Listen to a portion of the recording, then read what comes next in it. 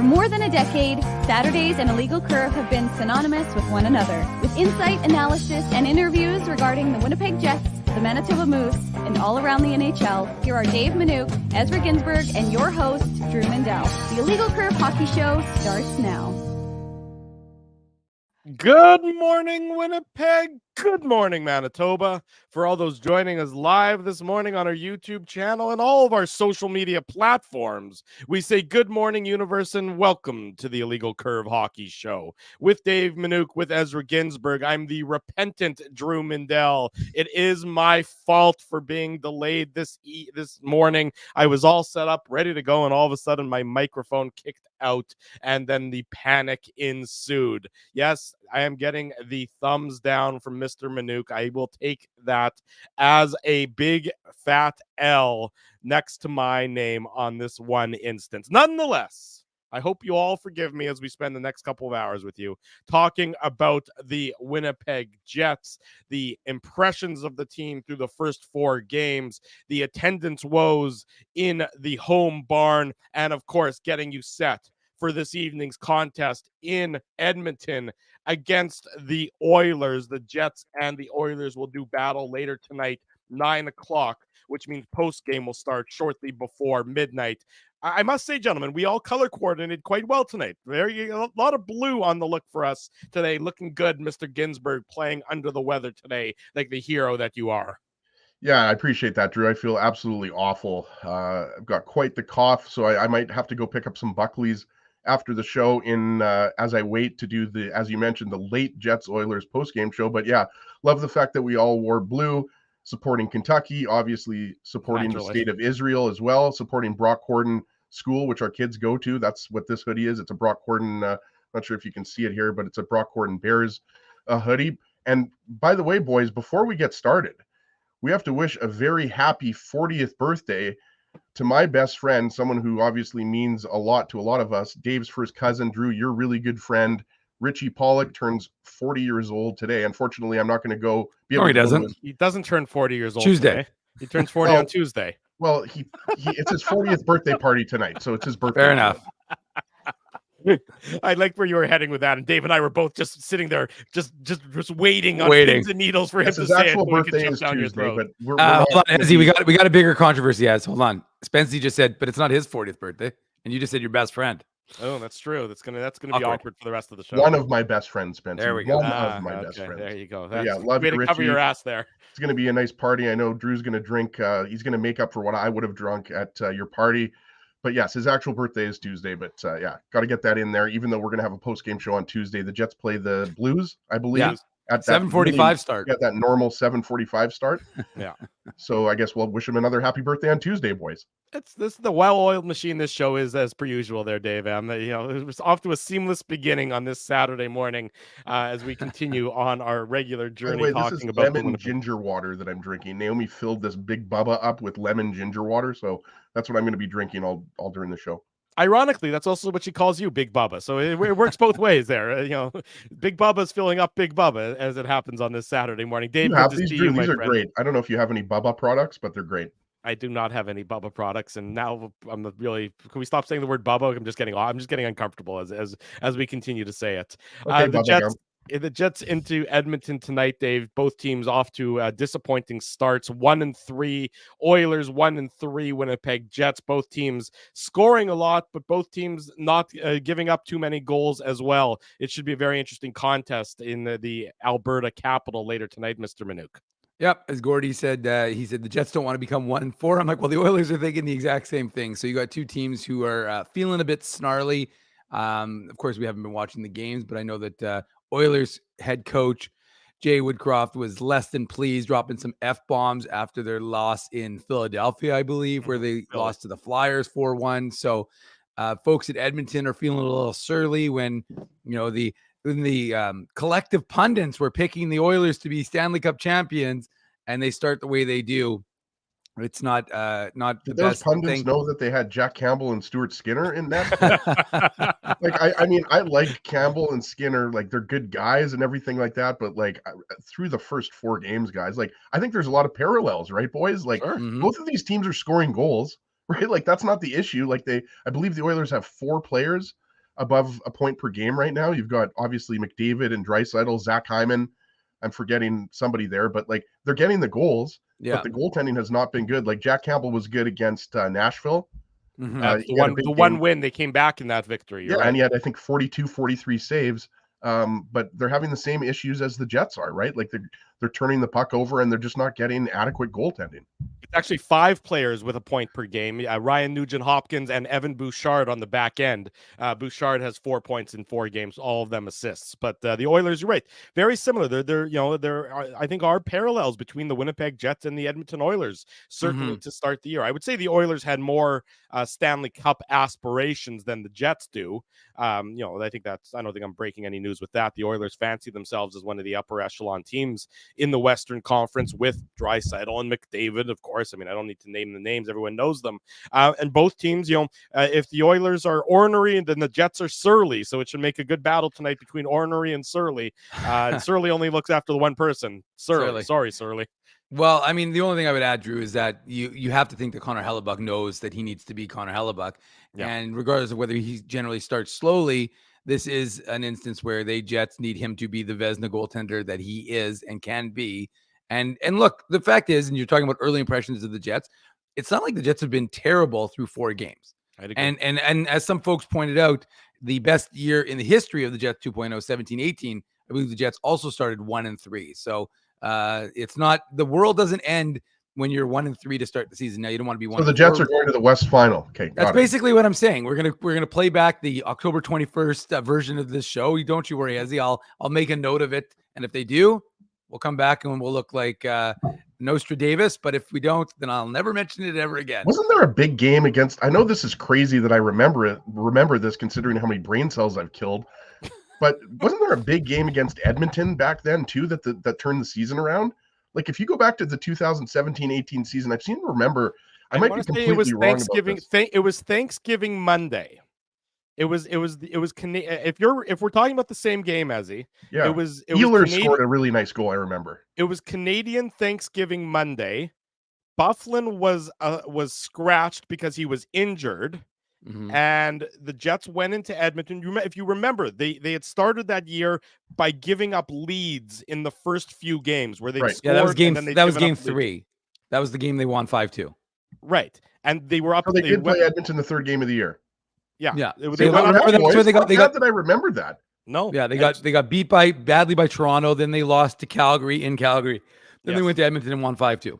Yes. Then they were up 2-0, and then they blew the lead. And then, if I recall correctly, Paul Maurice used his timeout because Edmonton scored 2 goals real quick to tie it up. And then the Jets sort of settled down, and then they won that game. And sort of the pressure, the boiling cauldron of water was relieved a little bit on that game. I remember I did post game for that game on the old departed radio station. So I remember it being Thanksgiving Monday, and no, there was no turkey to be served. Let me tell you, there was just me and Slick Rick in a darkened studio late at night on a Monday. If good memory all around. You were just getting candy out of that old vending machine at the. That vending machine candy was a relic. Well, and for the record, now that I've actually researched it, it is the Jets did not start 1-3 that season. They started 0-2, and then they won the next 3. There you go. That person got it wrong. Close enough. Good enough that we remembered that one game at the very least. Let's talk, and we'll get more into the nuts and bolts of the Jets and the Oilers later on as we go through the show this morning. But sure. Let's sort of talk about the first impressions of the Jets. We know the record isn't where they want it to be.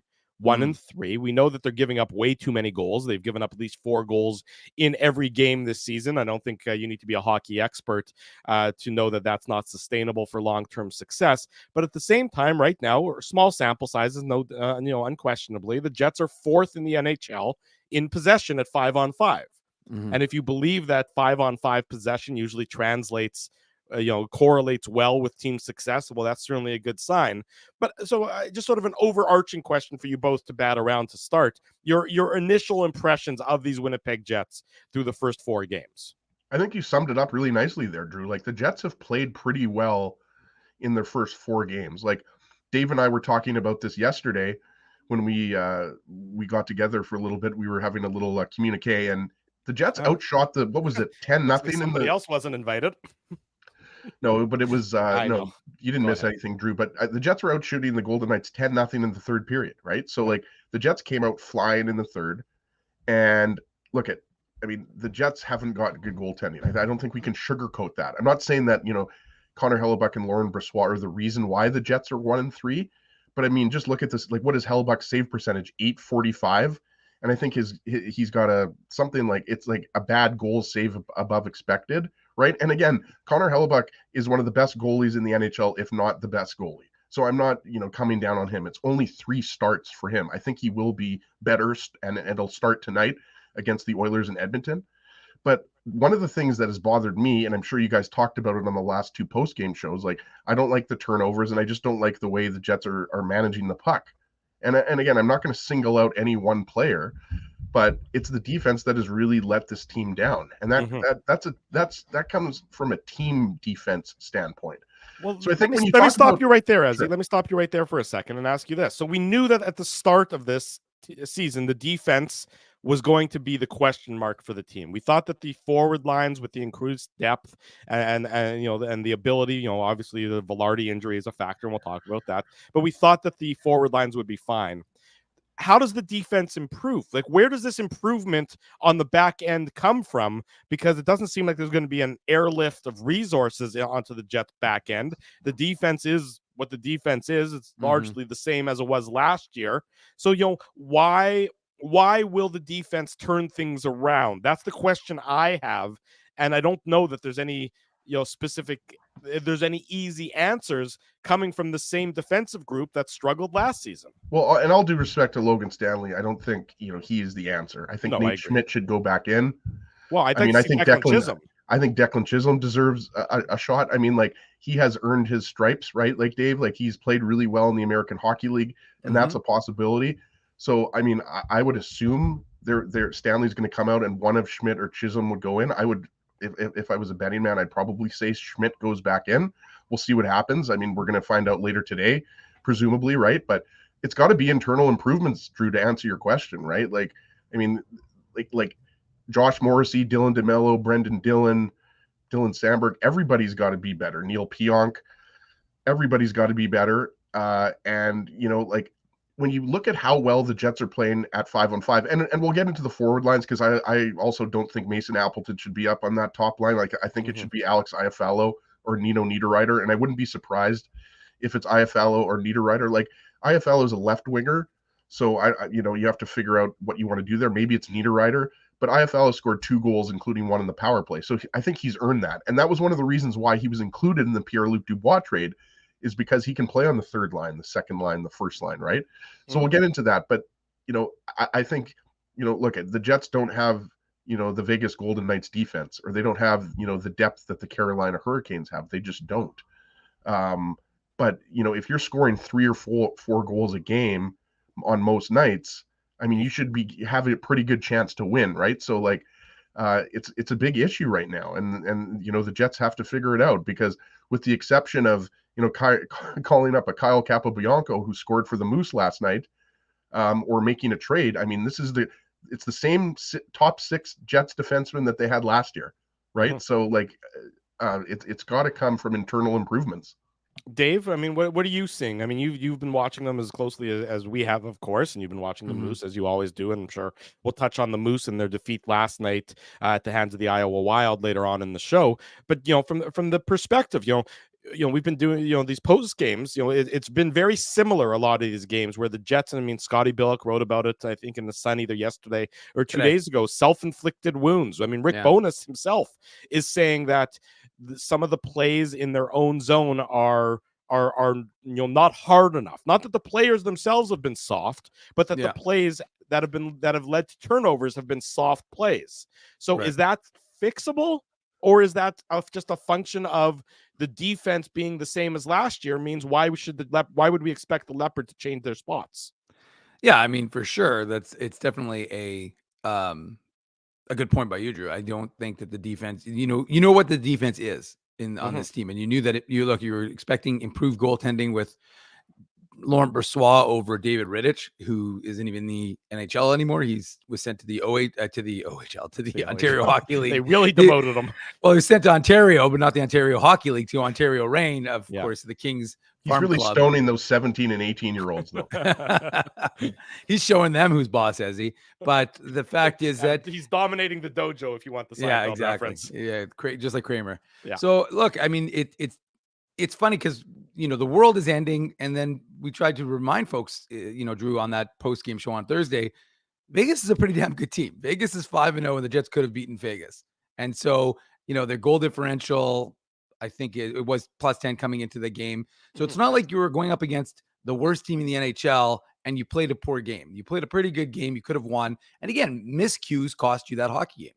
But it was well within reach of winning that game. And that's one of the things. And look, you can't. Logan Thompson made a highlight reel save. I mean, highlight reel save. A number of them. I mean, the paddle save. Perfetti one. Yeah. Iafallo, it was a blocker, I think, on Iafallo, right? Like that was Kyle Connor, he made it. Kyle Connor, he made an unbelievable save on. So again, look, you're not going to be resting on moral victories. Drew, just quick, let me just get this in. You're not going to rest on moral victories 20 games into the season, maybe not even 10 games into the season. But right now, with the way the Jets are playing overall as a team, if you can tighten up the things that you need to tighten up, and I agree with Ez, and we'll talk about the lines and adjusting those a little bit, but I think that this team really is just a few mistakes here and there from really, if you're looking at them as a whole, as a collective through 4 games, they've played really 2 bad periods against LA, and they've made miscues through games, which again have ended up in the back of their net because the tenders haven't been who we usually expect them to be. So to me, it's a function of this Jets team has actually played all right. You're not panicking at the disco right now. You're thinking that if they can keep this up and fix those little mistakes here and there. And look, I mean, there's no bigger wake-up call. So sloppy as opposed to systemic is what you're saying with that's what I would say. Errors. Yeah, I think so. And I think that, look, I was going to say there's no bigger wake-up call for a veteran player like Nate Schmidt to hear from your head coach publicly that, there's mistakes in your game and that you need to clean them up. So, I mean, that's the wake-up call Nate Schmidt was healthy scratched once last year. I don't know. I'm curious. I don't know what his history of being healthy scratched in other organizations, whether it's Vancouver or Vegas or Washington. But ultimately, when a veteran player gets that healthy scratch, that you hope as a coach that's the wake-up call they need. And hopefully they change some of these D pairings a little bit because, Brendan Dillon and Neil Pionk don't work. And they really need to go back to the Duluth connection of they're going to keep this core together. If they're not going to inject Chisholm into the lineup, then what you do is, in my mind, you would go Dillon with Schmidt and Sandberg with Pionk. And I think, boys, sorry, Drew, and we'll go back to you in a second here because it's not going to be long. But one of the main reasons why I think you go Nate Schmidt in Edmonton is because at 1-3, is this really the game you want to put Declan Chisholm in? Right, like you're 1-3 against McDavid and Draisaitl. Exactly. So that's kind of what. And again, I'm a big fan of Declan Chisholm's game. I think he is going to play in the NHL, and it's probably going to happen this year. Right, like he made the team, so he currently is the 8th defenseman. So I'm not saying that I don't think Declan Chisholm is a good player. I do think he's going to play for the Jets this year. I'm just saying I think when you have 2 1-3 teams and you're going up against the big bad Oilers with Draisaitl, McDavid, and Nugent Hopkins and others. I just don't think, game 5 of the season is when you want to put Chisholm in here. Well, and I could see Logan, you talk about Logan Stanley. I mean, his foot speed, I think, is a liability against the Oilers. I mean, I know that, Rick Bowness elected to put him in the lineup, on Thursday night because of his size. I mean, he doesn't play a physical game. And just because he's tall, I mean, I think that there's a misnomer that he plays a physical game. He doesn't. I mean, that's just not his play, much like it wasn't Tyler Myers' play either. He's more about angles and position and things of that nature. Whether or not he does it successfully is a separate issue entirely. But, against, if Draisaitl and McDavid are on the ice against Logan Stanley, that's a mismatch, ahead of tonight's game, simply because they can burn him. Now, McDavid and Draisaitl can burn almost any defenseman in the league, but you definitely don't want, it's going to be a skating game when you play the Edmonton Oilers. It's not a physical game like it is against the Golden Knights when they're, when they're big and they're aggressive and they use their, man mountain size against you. Well, and then to that point then, Drew, I mean, the best skater on the defensive core, Declan Chisholm, alongside Josh Morrissey, is probably Declan Chisholm. So, I mean, if you're talking about a guy who has speed has the ability to stick with guys. And again, I think his defensive play has improved. I mean, we tend to think when we think of Declan Chisholm as an offensive player, but I think defensively we've seen improvement in that element of his game. It's one of the things he said he worked on over the summer. So to me, you say, is this the game you want him in? Well, one of the things that we saw from this Jets D-core, and it was uncharacteristic, and I talked about it on Thursday, the passing wasn't good. The passing was not crisp, to say the least, and it was killing a lot of plays in the neutral zone. You couldn't, you couldn't go up the ice with any speed because you were searching for passes that were behind you, that weren't on your tape, that weren't where you were going to be. It was where you had been. So to me, that was part of the problem. And again, that's one of the skills that Declan possesses, is his ability to feed the puck up quickly. Now, I know he had some hiccups in preseason, and I'm sure there was a lot of stress on a player like him who's, knows that he's in that bubble. But I think now that he knows that he's got a window of 2 months here to make an impression, I think that removes a lot of the insecurity perhaps that, that player might be feeling in training camp when that you have that sort of pressure. And I suspect, again, like I said, this may be the game that you want to throw him in and throw him to the wolves a little bit and say, here's your shot to, I mean, you're not necessarily going to, I know you don't get last change, so you don't necessarily get to choose the pairs you want, but you could maybe insulate him a little bit. And again, like I said, for us, if this is going to be a skating game, you want one of your best skaters back there, I think, in the game. Yeah. It goes to show that the Jets defense is very much still in a state of flux, which I don't think is a surprise at this point. Everyone was expecting something to happen on the defense during the offseason. Of course, nothing did. Okay, fine. And then Ville Heinola, who likely would have won himself a job, injures himself right at the end. Well, he would have been the defenseman that went in, right? Like against Vegas. He would have, I think he would have been in the lineup over Nate Schmidt from the get-go.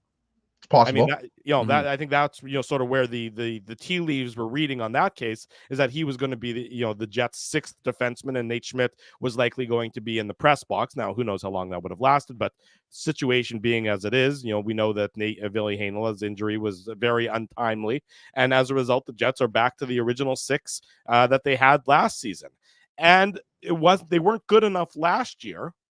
Now, the team in front of them, the forward group, wasn't as good, wasn't that great, defensively either. That's better this year. We know that they've shored that up, but the defense is still trying to find their sea legs under them. And the question is, can they, or is this going to be an ongoing problem for the vast majority of the season?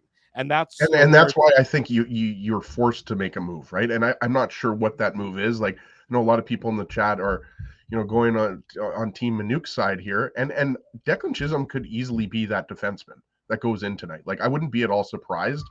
I just said that I would kind of lean towards the veteran and Nate Schmidt, but Dave makes a lot of good points. Like, why not throw Declan in against the big bad Oilers, right? Like, he as Dave said, right? Like, most likely Declan Chisholm would be the odd man out once Ville Heinola comes back, right? Like, you think that the Jets would keep a more veteran defenseman. So all I'm saying is, and again, guys, I don't think, look at Declan Chisholm versus Nate Schmidt is not going to determine whether or not the Jets win this game. Like, let's be clear here. The Jets team defense has to be better.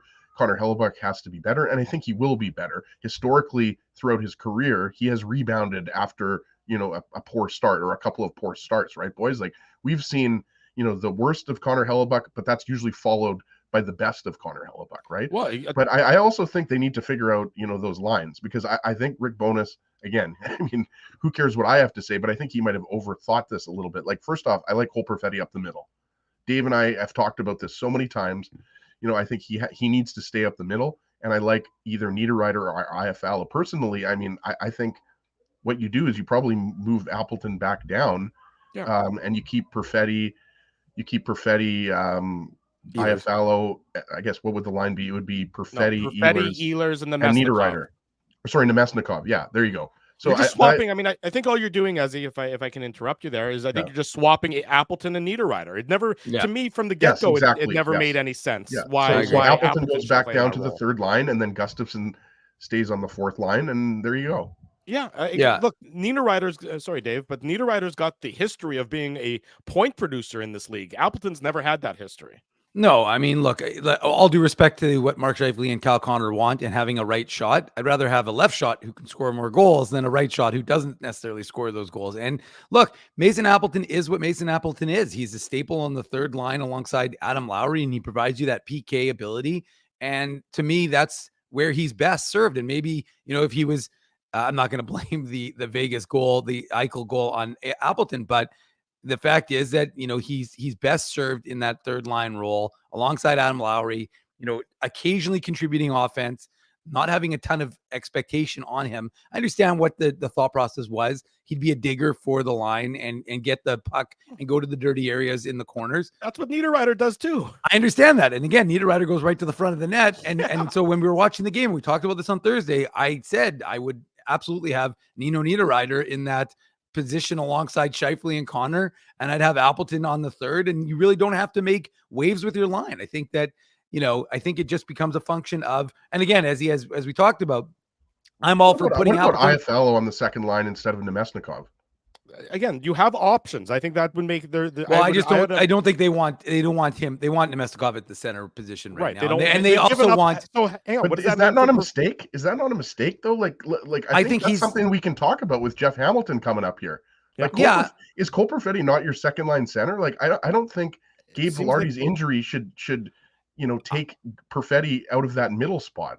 I think what happens is that I think this is the thought process. I think Rick Bowness is an old school coach, and I think Rick Bowness sees that in his mind, Captain Obvious. But I think that in his mind, he knows that he goes back to Nemesnikov and Ehlers having chemistry. He goes to Nemesnikov being that veteran that he can trust, and he knows that his team is 1-3, and he doesn't want to keep risking. Well, I guess they were 1-2 when he made the change, but I don't think he wants to risk testing out Perfetti at that 2C option. And again, I would probably have a little more leash for Cole Perfetti, but I just think that, from the team's perspective, that's just the way they're doing it. They're playing it safe, and they see that Nemesnikov is more veteran and get him, the offensive upside of Perfetti, Dave, is so much higher than Nemesnikov. That's it's not like he's off the line. I mean, he just has less options to, to play, right? But anyways, ultimately, I think, look, more effective at center. That's my point. Yeah, and I agree with Ezzy. No, I'm actually not disagreeing. I'm just. And you anointed him the second line center at the beginning of training camp. We talked about how unusual that was when we were at Jets Fan Fest, right? Like, so I agree. The thing that stood out, what you said, Dave, is the leash. Like, there needs to be a little bit more leash for Cole Perfetti at second line center. For sure.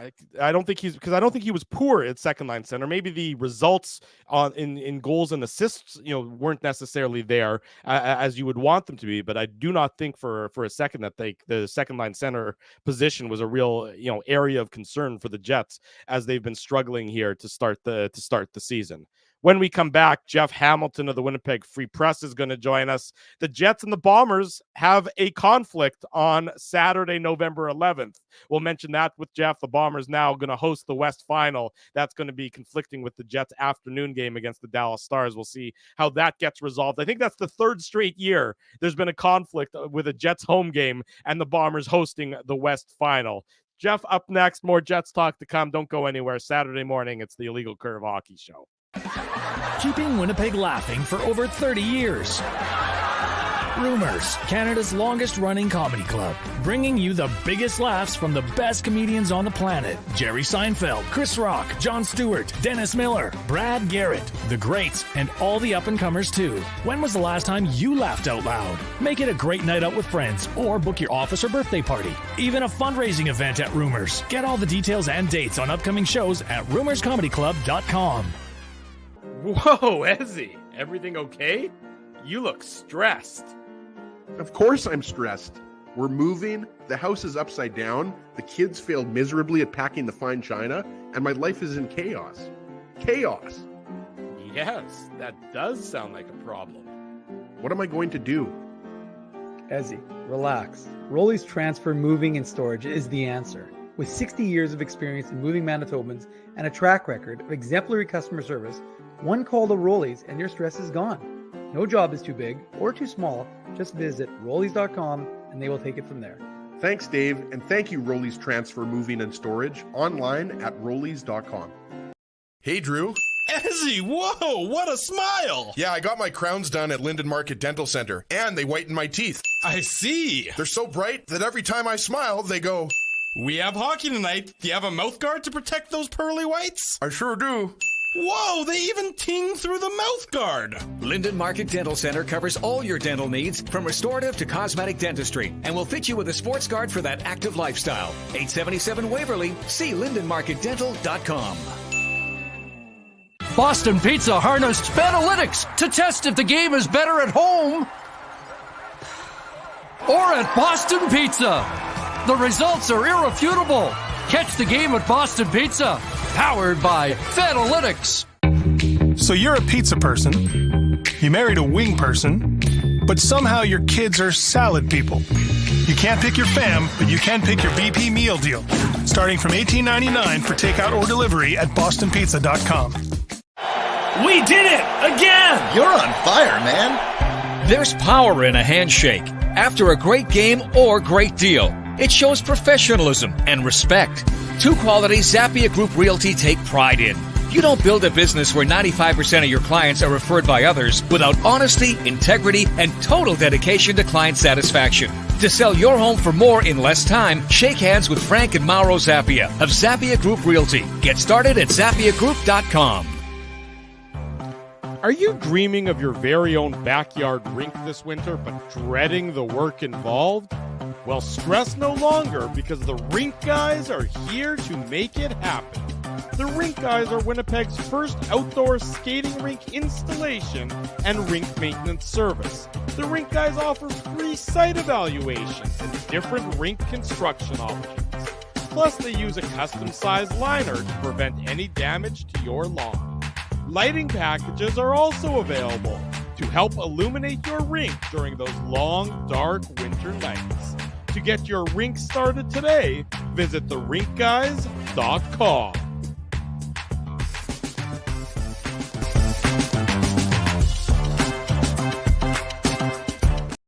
Bottom of hour number one. Welcome back to the Illegal Curve Hockey Show. Drew Mindell, Dave Minuk, Ezra Ginsburg, and we're thrilled to welcome to the program the multifaceted, the multi-talented, our good friend Jeff Hamilton. Now, Dave and Ezzy, try not to be too jealous, but Jeff and I had an opportunity to run into each other yesterday, and boy, let me tell you, did we have a good conversation that you guys missed out on. Can't tell you what it was all about, but Jeff and I have a new bond with one another that's very special. Solved pretty much life's problems. Hey, man, how you guys doing? Great to be on. Great to see your smiling faces. Great to talk about Jets and holding on a little bit because winter's coming. And today, you know, I'll take any day like this for the rest. Exactly. You got? How about a meaningless Bomber game? Did you see that one coming tonight, Jeff? I did not. I had to rate, so it's hilarious. It's not funny at all, actually, but the Winnipeg Free Press print presses malfunctioned last night. So a majority of people, if not most people, didn't get their paper this morning. So I'd like to. I got mine. I'd like to apologize on behalf of the Winnipeg Free Press to everyone out there who didn't get their paper. But it's kind of funny because I wrote the story kind of being like, there's still a potential the Bombers could clinch the West Division. But there's a slim chance that they might if Calgary can win, but I still wrote it like they would. So like those people didn't get those papers, didn't have to read that, you know, usual garbage from me. So it's, it's a little bit misleading, but I did not picture that, guys, but I think that sets a new tone for the playoffs because BC Lions can't stop the run. It can't stop the run. And I don't know. I know this is a hockey show, but the CFL, which has been pretty exciting all season, is just I think it's going to be a little bit more. It's going to be a little more exciting here down the final stretch. Well, you know, we were talking before the break. I think this is the third straight year, Jeff, that there's now going to be a conflict between a Jets game and the Bombers hosting the West Final. The Jets are supposed to host the Dallas Stars at 3:00 on Saturday, November 11th, and of course, the Bombers and whomever, either the Lions or I guess the Stamps or theoretically it could still be the Rough Riders, are going to be playing at 5:30. So I'd expect the Jets game is likely to move again for I think the third straight year to try and accommodate people who want to attend both. It's amazing what the Bombers have been up to, and of course the numbers are reflective of that when you look strictly at the attendance between both teams. And you know, it's just, you know, the Bombers are the hottest ticket in town, and the Jets tickets, unfortunately for those in True North right now, are struggling to make the same level of impact. It's actually kind of funny. I looked at the times, and you're right. The Jets will probably change the time, but for TV watchers, it's perfect. Yeah. Yes. It's literally perfect. Like a hockey game on average is 2.5 hours. So if you're at home, assuming it doesn't go to extra time or there isn't some crazy stuff at the beginning that pushes it on, you could just literally change the channel right over because the game doesn't start till 7 minutes after the hour, right? So the football game. So it kind of adds up, but you're right. But I mean, I was about to say I made the mistake of tweeting out yesterday that the relationship is better with the Bombers, and I got a chance to talk to the Bombers about their relationship with fans, and woo-wee, some people really didn't like that one. Maybe it was a bit of a troll job. It wasn't really my full plan there, but some people came to the defense of the Jets. So guys, alas, there are people out there who are supporting them through and through. So I think the city's going to get through this. I think the Jets are going to eventually rebound. People made a lot of great points about, and of course I made that point in the story. We'll see if half the people probably didn't read it, but is that winning does matter. Obviously winning does matter. And so, I think there's other things that play with the Jets' low attendance numbers right now, but you got to imagine if this team can figure things out. We've seen a lot of good hockey this year, despite some of the results, but if they can figure this out, I think those attendance numbers will climb along with the victories. Well, and I also think, Jeff, I think you'd agree here. Like, I remember Drew and I had season tickets a long time ago, and the team wasn't very good. Bad decisions on my part. Yeah, Drew put an end to that after a couple of years, but it was a good 2-year run that we had, Drew. Yeah. But I mean, you would agree, Jeff, that the season ticket base was solid even when the team wasn't very good, right? Like, I don't know what the season ticket numbers have been on a yearly basis since the team moved to the new stadium. But the fact is, the Bombers have been supported very well, even when the team was not doing very well. Obviously now, with the Grey Cups and everything like that, I mean, it makes sense that the team is selling out the IG field, right? But I think that whole narrative that the Jets can't. Let me try to frame this question, because obviously I'm trying to get around to the attendance thing. I mean, the attendance has been crappy at the first 3 Jets home games. I mean, there's no denying it. When you only get 11,500 people to see the defending Stanley Cup champions with all of those Manitoba connections, Mark Stone, Keegan Kolazar, Zach Whitecloud wasn't in the game, but Brett Howden scored a goal from Oakbank, right? Like, that's a huge issue. And I want to preface this by saying I think it's absolutely ridiculous that people are already talking about relocation. Like, totally.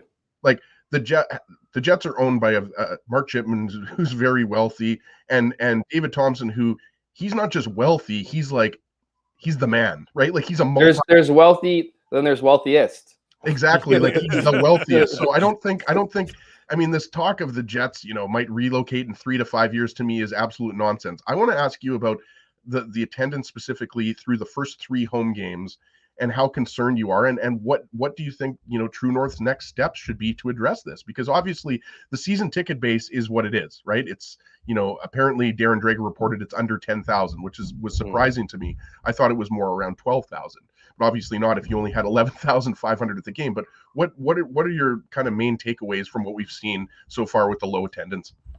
Yeah, I mean, I think concerning is a good word, in the sense that I think there's certainly concern in that building. True North is definitely concerned that there's 11,000, just fewer than 12,000 fans coming to games, as you mentioned, as against a team that bounced you from the playoffs, a Stanley Cup champion, a Thursday night. Those aren't, that's not a Tuesday night, that's not a Monday night, that's a Thursday night, and again with all those Winnipeggers. So yeah, there's certainly concern. I mean, the concern's going to continue. Are we expecting that against St. Louis, this team is going to garner way more fans? Probably not. They're probably going to be in and around the same thing. And I think the reality is that the next step here for the Winnipeg Jets, and I mean, I don't pretend to know all the answers, and I don't envy their situation, but I also don't have a ton of sympathy for their situation either. I think they made their bed here. I think they got an absolute have had an incredibly strong commitment from the city for the first 10 years. And, you look at some of the things that have happened, some of the things that haven't happened. You look at some of the anecdotal evidence from season ticket, holders and feeling that they're not getting their value for their tickets, or they're not being heard or listened to from their ticket representatives. It just, I think for a very long time, guys, the reality is the Jets had the attitude towards media, towards fans, towards, all the big stakeholders that, whether they said it quietly or not so quietly, depending on who you were, is that, you need us more than we need you. And now they're moving into the reality of that's not the case. In fact, you really do need us and you need us bad. And so, to me, it looks like, maybe there's a little bit of a looking in the mirror going on here. I don't have a lot of hope for that. But you think that that's probably going to have to happen. I think they're going to have to, they have apparently a season ticket advisory committee, right, of people who have come in and given their feedback. I don't know if that is just hear them out and ignore them, or what. Maybe that committee needs a few more voices on there. But you hear a lot of the same thing, right? You hear apathy. You hear too expensive. You hear not feeling like you're getting everything out of it. And I think another thing, guys, is the reality is because it's expensive. Because it's expensive to buy tickets, because season tickets are crazy, and because they're not sold out anymore, you can go to any game anytime you want. So, if you want to go to 10 games a season, you can go to whatever 10 games you want to on the schedule now. You don't have to buy 41 games at home to go to your 10 favorites and try to get, sell or get rid of the other ones, or whatever your plan was. You can go to any games you want. And so when you're not getting the vibe, if you're not getting the good feelings, like you feel like you're part of something bigger than just signing a check every year, then what's the incentive to stay a season ticket member? What are they doing to help these people who have dedicated thousands of dollars for a decade? And I mean, I'm not suggesting the Jets aren't working hard. Of course they have to work hard. This is, they're running a business. They understand, to a certain point, I imagine, what they need to get done. I just don't think it's a quick fix. I don't think it's one of those things where, you sign Mark Scheifele and Connor Hellebuck. Well, would that have been different if you signed them in July, like when you kind of were going through the ticket sales? Because I don't think people were picking up the phone and suggest, and picking up the phone and going, like wanting people to come in. I just didn't feel all that welcoming, like, wanting to buy season tickets just because of those signs. They wanted to see what they were looking at. And the unfortunate part is we've seen some really good and exciting hockey from the Jets, but people look at 1 and 3 and, maybe they don't trust the team. I don't know. But to me, I think it's that. I think it's pretty interesting that Mark Chipman, who leads the business community in this province easily in this city. Would we not agree? I mean, yeah, I would agree with that. Kind of runs the city. For him to have a plea out to corporate dollars, because I really think that's the difference here. Like that's the solution of the money and the tickets and stuff, is getting those corporate dollars. So for Mark Chipman to go out and have a campaign and to plea for these, for the corporate world to step up, and then to see what we're seeing now with, 4,000 fewer fans. I mean, I guess you'd have to look at the stats, maybe more people, because we all saw the percentages, right, of people who buy the season tickets and how low that corporate was, about 15%. Maybe we have seen an uptick in corporate, but we've just seen a drastic downfall of people, of just ordinary people buying tickets. I don't know. And I mean, I get the question a lot. It's like, what are your solutions? What are your solutions? It's not my problem to figure it out for the Winnipeg Jets. I'm not the one rolling in millions of dollars from it. Like, it's like what? Like, I'm supposed to be the guy to figure it out? Like, give me a break. It's none of our jobs. It's the Winnipeg Jets' job. So I think I would start by suggesting, making people feel more part of it, adding, different things that make you feel like a season ticket holder. We've seen other markets, whether it's Sidney Crosby delivering tickets. We've seen just different people do things to make people feel part of it. I also think a big fix to this is getting the Jets out in the community. I don't think the Jets, the Jets can say how much they care about the fans and how great it is to play against them. I don't think that connection to the community is there. I don't think that they do it, they're seen enough, they're doing enough. And, I get that they're busy, they're hockey players, their job isn't to be, outreach workers here. But at the same time, I mean, it's up to the players to sell the product. It's up to the players to sell their community. It's not having to ask the fans to do. It's like, and I see certain things, like I remember as a kid, like, did they even have like the Jets Wives fundraiser anymore, where you go Jets get Wives autographs? Carnival, where you go get autographs? Like, that made me a lifelong fan, man. I still have pictures of me sitting on Teemu Selänne's lap when he had his Achilles done. You know what I mean? Like, you remember those moments. It was really awkward, Jeff, because that was last year. Totally. Yeah, exactly. Yeah. Crazy, But yeah, again, like, it's not, we all want to see the Jets do well in this city. We all want to see the fans enjoy a good team. But it's up to the Winnipeg Jets organization to make it a better experience for people who are putting out thousands of dollars. And what those answers are, go look around the NHL, man. You can make a game day experience feel like entertainment outside of the hockey. I don't care who you are. That's not like, I don't care if you're a mad hockey market like Winnipeg. You need to create an atmosphere that's fun to go to, that isn't just about the game. That like the Bombers, right? Like you see people tailgating hours and hours before. Well, you can't stand and watch the game at the Jets. Like, I mean, you can, but you'll have someone behind you asking you to sit down. But like, the Bombers have a little bit of an unequal playing ground in that they have an open concourse. They literally have like a social hall in front of the Rub Hut to kind of bring the atmosphere. But the Jets need to find other unique ways to make their venue enjoyable, whether that's like more enjoyable kind of like little segments they do on the Jumbotron, man. I've gone to so many games outside of Winnipeg, and I've been in stitches laughing at some of these. And you can go out and steal them. This isn't plagiarism. You can take good ideas from other markets and copy and paste them. And you just haven't seen that over the 10 years. And now the Jets are playing catch up. And unfortunately, it's not a quick fix and it's going to take some time. Although I will end it on a positive note. I do think they figured it out. I do think, this whole idea of relocation and the Jets leaving is just so premature. It's ridiculous. Let's just see, this team get better, continue to play, hopefully get the results, and then see those ticket numbers climb while they're being earned. Jeff Hamilton from the Winnipeg Free Press is our guest Saturday morning. You're watching the Illegal Curve Hockey Show. The Jets and the Oilers will do battle later on this evening. The Jets and the Elks will do battle later on this afternoon as well in Winnipeg at IG. It's going to be a barn burner tonight. It's going to be a busy day between. Wouldn't it be the Bombers and the Elks, Drew? What did I say? You said the Jets and the Elks. Oh, yes, it would be the Bombers and the Elks. I don't think the Jets are playing the Elks. What do you call one of those crossover episodes? Where you the Bombers are going to play the Oilers. That's right. I mean, we know, Jeff, that the Jets like to, show some support to the Bombers and go down and throw footballs and do all that stuff. But I don't think they're going to start taking up the game to that degree. Speaking of the Jets, speaking of what they're doing on the ice, and let's focus on that for a sec.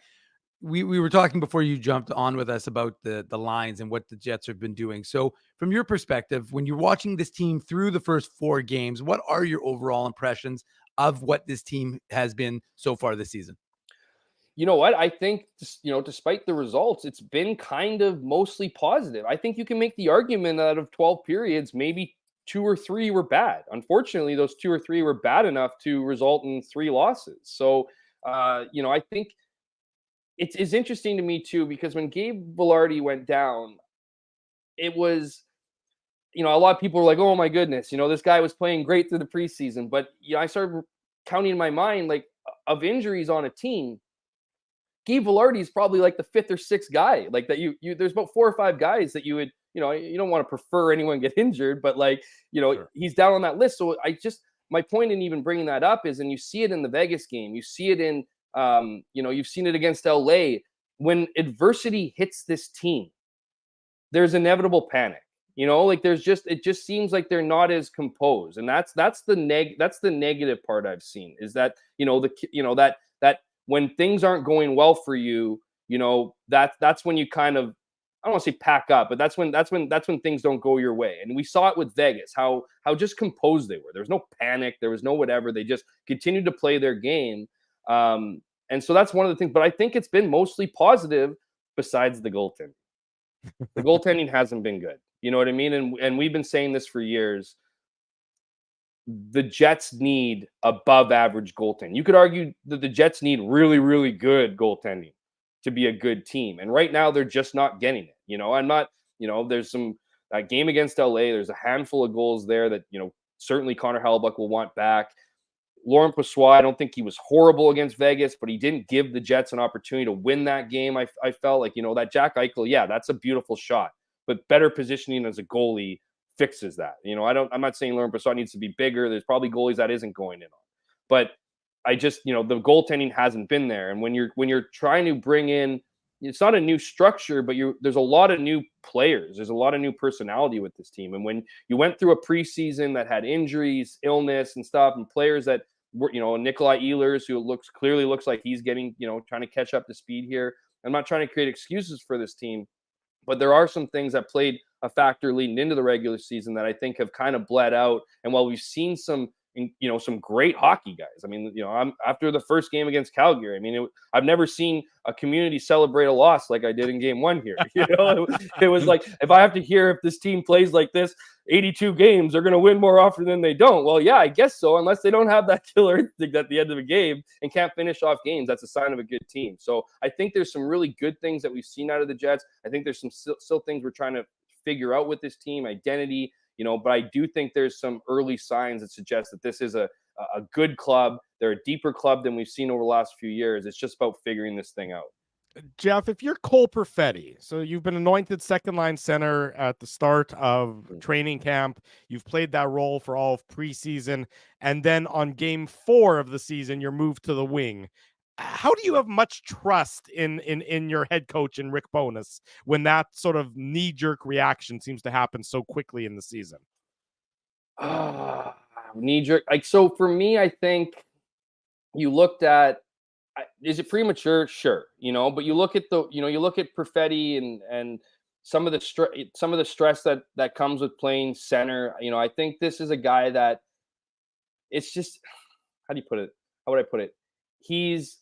He's got the IQ to play at this level. There's absolutely no doubt about it. But he's continuing to grow into his body. And the reality is when you play heavier teams like Vegas and your center, and maybe Rick Bowness hasn't seen a lot of that, defensive zone play that he needs to see from Cole Perfetti. And maybe he, with the injury, it kind of gave him his first out to mix lines around. Right. And I thought it was interesting too, because you bring Mason Appleton up to the first line, and then you bring Nemestikov up from the fourth line to the second line. So you have all these moving pieces. So you have to kind of go out of your way to change that line. And I thought, but I do think that Rick Bowness is, while it might be viewed as like, okay, that's premature, maybe Cole Perfetti, what's going on in his head? Does he feel like he failed or didn't do a good enough job and he feels like he's demoted to the wing? I don't think that's it at all. I think the conversation is, we're going to take some pressure off you, let you find your touch. And I think it worked. He scored a goal there. Like, I think that is going to be a catalyst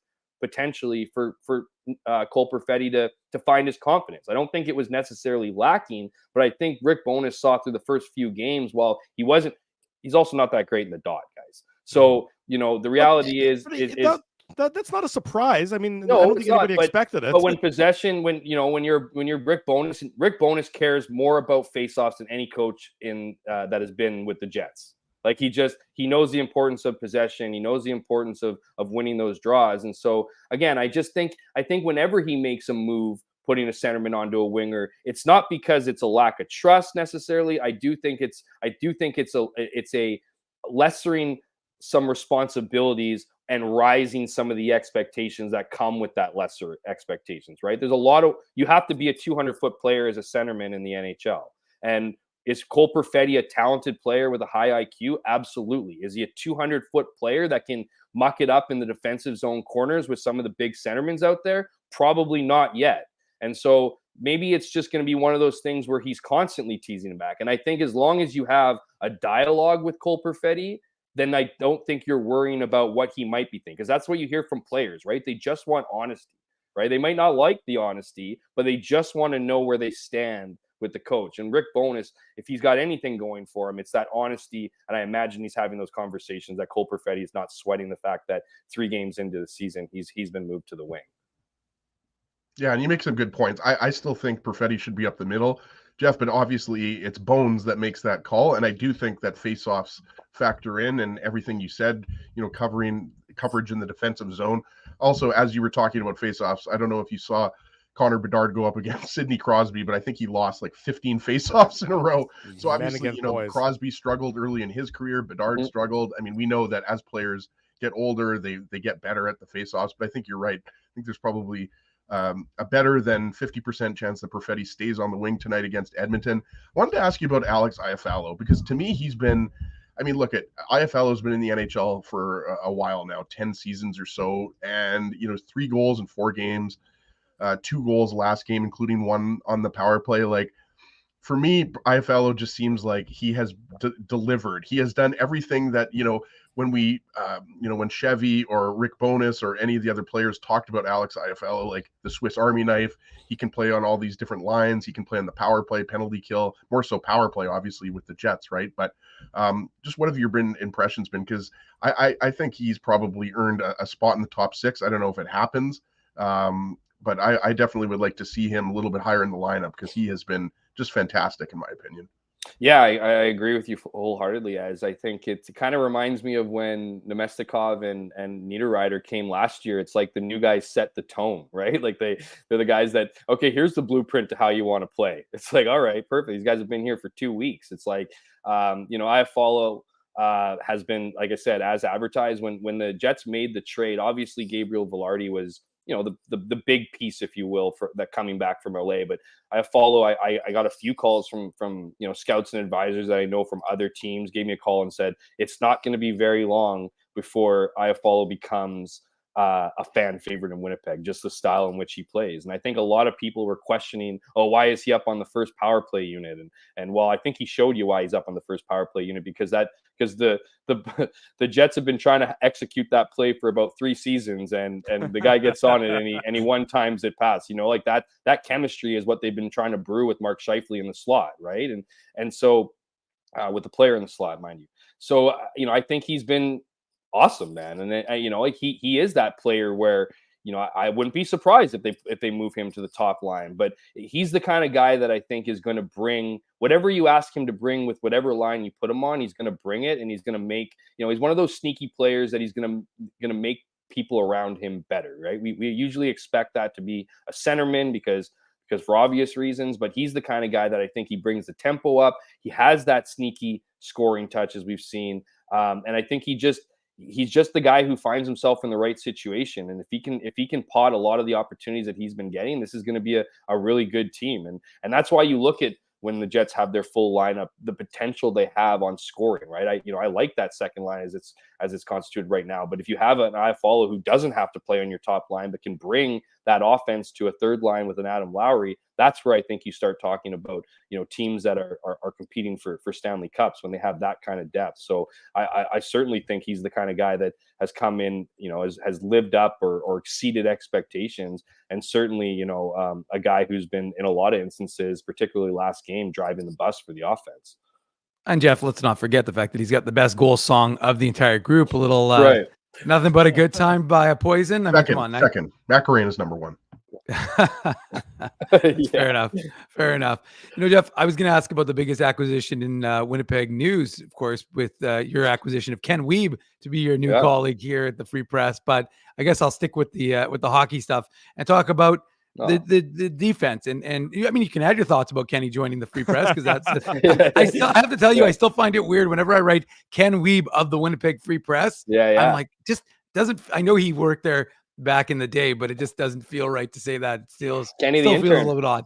Kenny the intern. Yeah, exactly. Yeah. So, but anyways, so you can always share your thoughts about Kenny joining the crew. But Kenny's great. Love to have him on. Love having him on board. Kenny's improves the team hockey. It improves the Free Press hockey team. Absolutely. And golf. Hey, and get this, guys! Breaking news: the Winnipeg Free Press is hiring people. There's a newsroom out there that is hiring people. So love it. Yeah, absolutely perfect. If there's one thing that is a feather in the cap. I cap. have a journalism diploma, Jeff. Will you hire me? Yeah, absolutely. Milk you after too. If there's one thing we've shown is that I got that reference, Jeff. That was very good. That was a good meet the parents. So. I'd hope so. I got that one. Anyways, shout out to Bobby De Niro.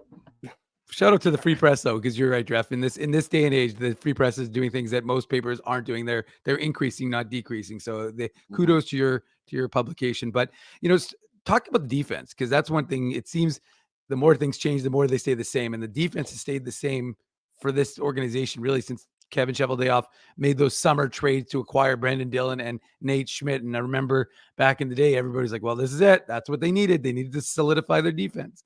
And now with the offense seemingly upgraded defensively, the question is the defense sufficient? And is it going to be capable? And we've seen now Nate Schmidt being healthy scratch, Logan Stanley getting his chance and, not looking great in the one game. Of course, it was just one game. So if you're, head coach Rick Bowness putting on your coaching hat, are you going back to Nate Schmidt, who maybe got the message you sent both to him personally and through the media in his conversation with us a couple days ago? Or do you want to inject someone like Declan Chisholm, who's probably one of the best skaters alongside Josh Morrissey? I think I was about to say the Bombers. I think the Jets defense is their Achilles heel. I mean, I talked about the negatives of this season and kind of focused on the goaltending because the goaltending hasn't been where it needs to be, and that needs to be where it has been because of the defense, right? The defense isn't. And I think, of all the roster structuring, the defense is the weirdest one to me for this team, just because, it was the summer of Chevy a couple summers ago when they picked up, Nate Schmidt and Brendan Dillon. I think we can kind of come to the conclusion that there was a little more hype in those deals than what turned out. I think Brendan Dillon has brought, certainly a good guy in the dressing room and a certain toughness that I think the blue line needs. We saw, Nate Schmidt was kind of on the downfall when he came here, and it hasn't really improved from year to year. And to the point you just made, was a healthy scratch against his former Vegas Golden Knights. So it's an interesting one because even like, the Florida game, right, where the Jets win 6-4, they didn't have Montour and they didn't have Ekblad. And, you could argue that, Ekblad's a better defenseman than Josh Morrissey. At least he's not worse than Josh Morrissey. So that at best they're, equal. And I don't think that the Jets have a Montour. I think that, the drop down from their first defenseman in Josh Morrissey is too great. Who would you have as the Jets' second D-man?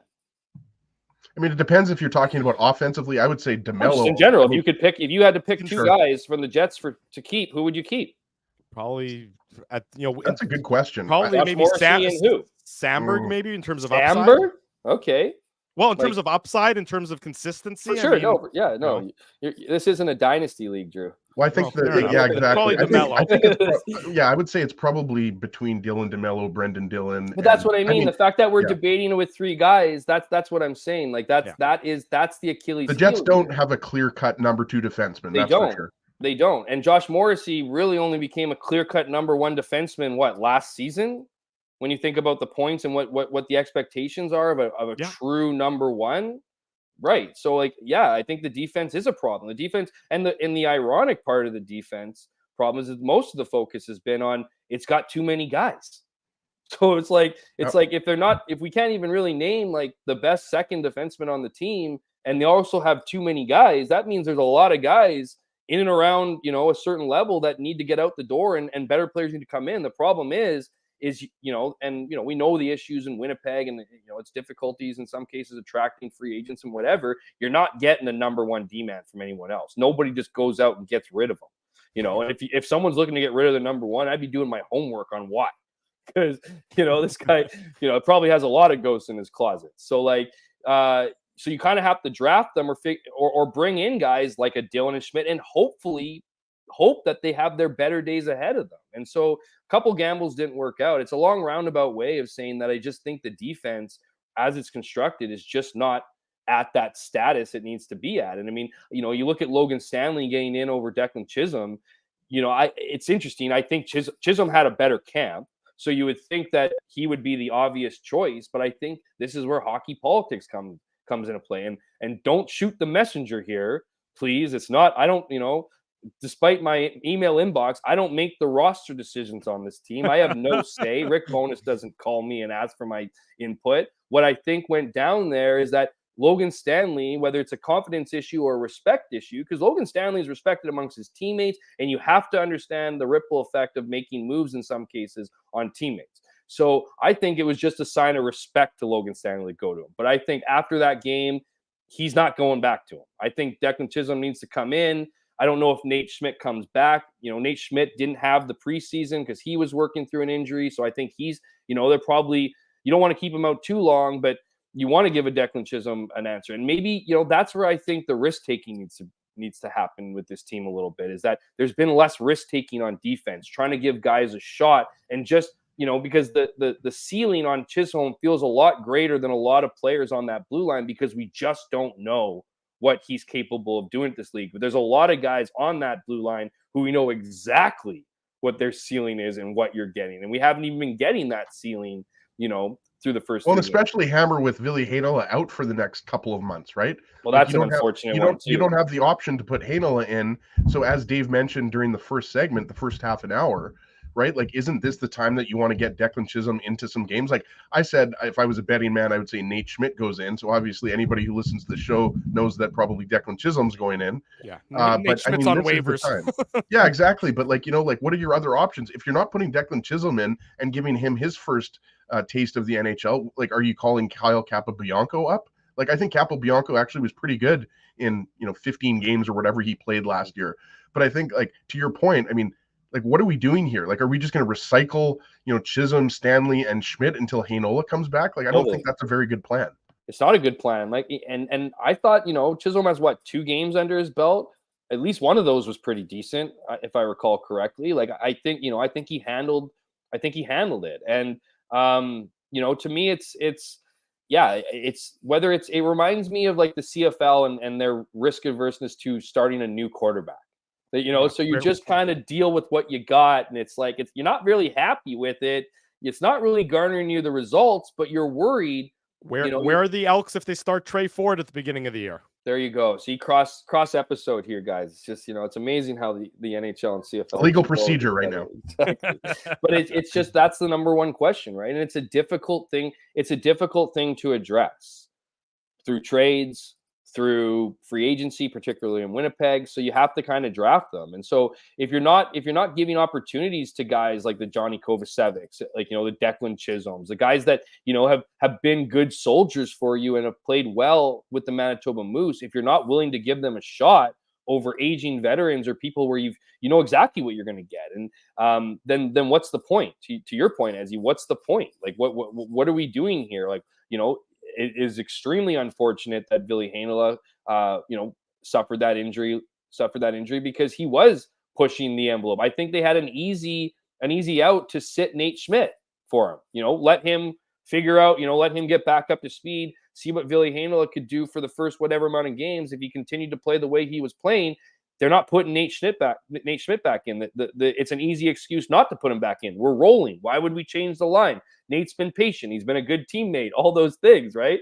That all blew up with Ville Heinola getting injured, and now the reluctance to give some of those younger guys. Like, I imagine I'd love to get some of those younger guys in a little group table. Some of these guys who have been trying to crack the club on defense and played the Moose and just find out what they're really thinking. Because for a long time there, particularly at the end of Paul Maurice's era here, a lot of unhappy fourth line forwards. A lot of people who were moving back towards the Moose that were didn't want to be here anymore. It was crazy. And now we're I wonder if we're getting that with the lower end defense, and at what cost, right? At playing these other players that, showed you last season near the, down the final stretch exactly who they are. But I also think that's the risk of having the win now mentality. I think the win mentality can incorporate new bodies. In fact, I'd argue that the win now mentality has to incorporate new bodies. It's not the same old, because you're not winning then. How are you expecting to win now? And you can trademark that. Free Declan Chisholm. Jeff Hamilton of the Winnipeg Free Press, always opinionated, always loquacious, always a great guest here on the program. He'll have coverage of the Bombers and the Elks a little bit later on this evening. Jeff, thanks for doing this morning. Always great to see you. We'll catch up again real soon, buddy. Hey, guys, thanks so much. I don't put hairspray in my hair for anybody but you guys on Saturday mornings, okay? So appreciate it, and have a great day, great show. And like I said, let's end on a positive, because I know a lot of people like to give me the gears as Mr. Negative.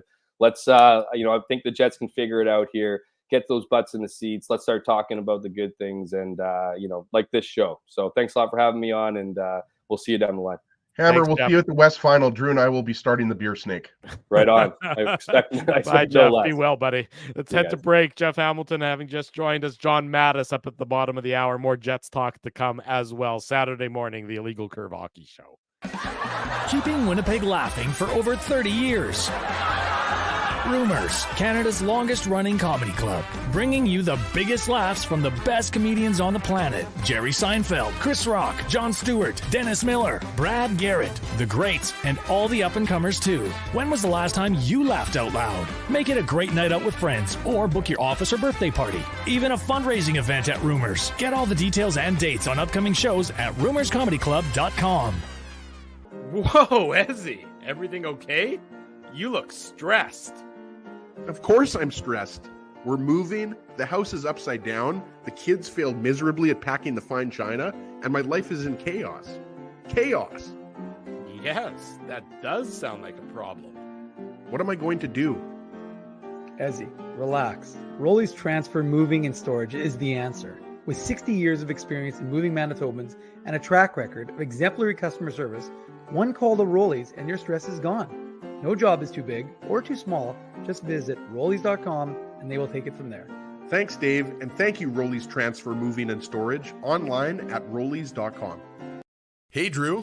Ezzy, whoa, what a smile! Yeah, I got my crowns done at Linden Market Dental Center, and they whiten my teeth. I see. They're so bright that every time I smile, they go, "We have hockey tonight. Do you have a mouth guard to protect those pearly whites?" "I sure do." Whoa, they even ting through the mouth guard. Linden Market Dental Center covers all your dental needs from restorative to cosmetic dentistry and will fit you with a sports guard for that active lifestyle. 877 Waverly. See lindenmarketdental.com. Boston Pizza harnessed Fanalytics to test if the game is better at home or at Boston Pizza. The results are irrefutable. Catch the game at Boston Pizza, powered by Fanalytics. So you're a pizza person, you married a wing person, but somehow your kids are salad people. You can't pick your fam, but you can pick your BP meal deal, starting from $18.99 for takeout or delivery at bostonpizza.com. We did it again! You're on fire, man. There's power in a handshake after a great game or great deal. It shows professionalism and respect. Two qualities Zappia Group Realty take pride in. You don't build a business where 95% of your clients are referred by others without honesty, integrity, and total dedication to client satisfaction. To sell your home for more in less time, shake hands with Frank and Mauro Zappia of Zappia Group Realty. Get started at zappiagroup.com. Are you dreaming of your very own backyard rink this winter, but dreading the work involved? Well, stress no longer, because the Rink Guys are here to make it happen. The Rink Guys are Winnipeg's first outdoor skating rink installation and rink maintenance service. The Rink Guys offer free site evaluations and different rink construction options. Plus, they use a custom-sized liner to prevent any damage to your lawn. Lighting packages are also available to help illuminate your rink during those long, dark winter nights. To get your rink started today, visit therinkguys.com.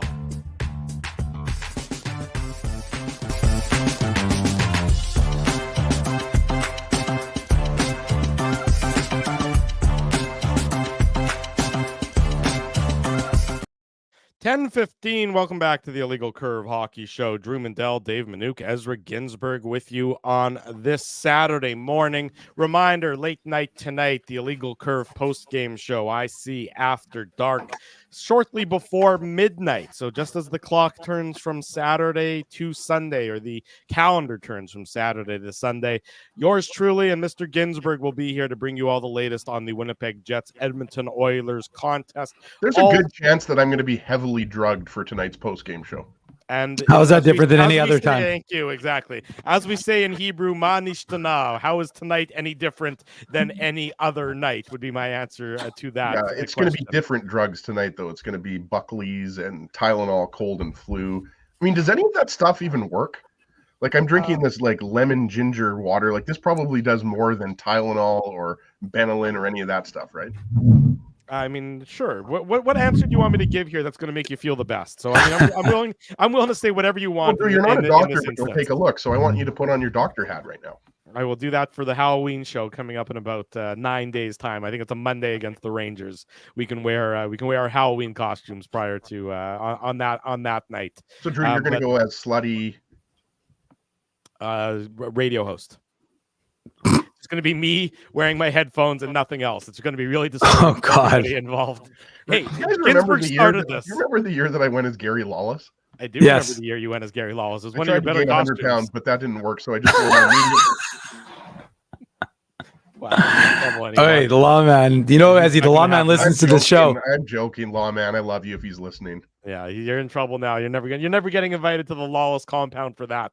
I can assure you. Well, you probably weren't getting invited anyway. So let's be honest. Let's get back to talking about the forward line. More of a Lactabani guy, anyways. Yeah, we were talking about the forward line during the first segment, and mentioning that the Mason Appleton experiment as the top line right winger isn't something that really any of us thought as particularly appealing. And I understand the perspective that, they want a right shot there. And we know that the Jets are lacking when it comes to, right shot players, forwards, particularly in that kind of role with Velarde out of the lineup. The options that they have to be a right shot player are few and far between. It's really Appleton and it's Kupari. Those are the only right shot forwards that the Jets have in their roster. To me, though, that shouldn't be the differentiating, the determining factor who plays with them. You look at the analytics, you look at the possession numbers, Connor, Scheifele, Appleton, 40% possession in the just under 14 minutes that they played together against Vegas on Thursday night. It just is. I just don't see Appleton being a good fit there. It's just not. It's not playing to his strengths as a player. And I'm sort of. By the way, I wouldn't be surprised if Bones leaves him on that top line. I'm not saying that it's necessarily going to happen, because I'm with you, Drew. Like, again, we were going back to the first half an hour of the show. If you were listening, we were saying basically, Nino Niederreiter would probably be our number one choice, and then Alex Iafallo second. But again, they're both left shots. Vladislav Nemesnikov is also a left shot, but he's obviously centering that second line with Perfetti and Ehlers. Well, so they got to figure this out, guys. Because, and sorry, Drew, I just wanted to say, like, Velarde's not out for 2 days. Like, Velarde's going to be out for 6 to 8 weeks here. So, like, again, I'm not saying that putting Nino Niederreiter on the top line is going to, mean that the top line is going to score 5 goals tonight. But especially against an Oilers team that is going to be very desperate and very hungry. That was a terrible loss. Everybody heard Jay Woodcroft use the F-bomb. I posted it on Instagram. Like, everybody knows that, the Oilers are going to be, fired up tonight. Let's be honest. Like, both of these teams aren't happy with winning one of their first 4 games. Like, that's just the reality. It's a good point by Bells there. They should put Blake Wheeler on the top line, because he's obviously he's not playing in New York very much. Yeah. Has he been healthy scratched yet? I don't think he has, but I wouldn't be surprised if it's coming. But yeah, I mean, look, Mason Appleton is a 3rd, 4th line guy at this point in his career. Like, he is. And he's a good 3rd or 4th line guy, I think. Like, he's a good penalty killer. He scored a beautiful goal, obviously, the other night on that nice assist by Adam Lowry after Josh Morrissey gave him a stick. But I just don't think long-term or even short-term that Mason Appleton should be on that top line. And I've already given my answer. I would rather see either Niederreiter or Iafallo.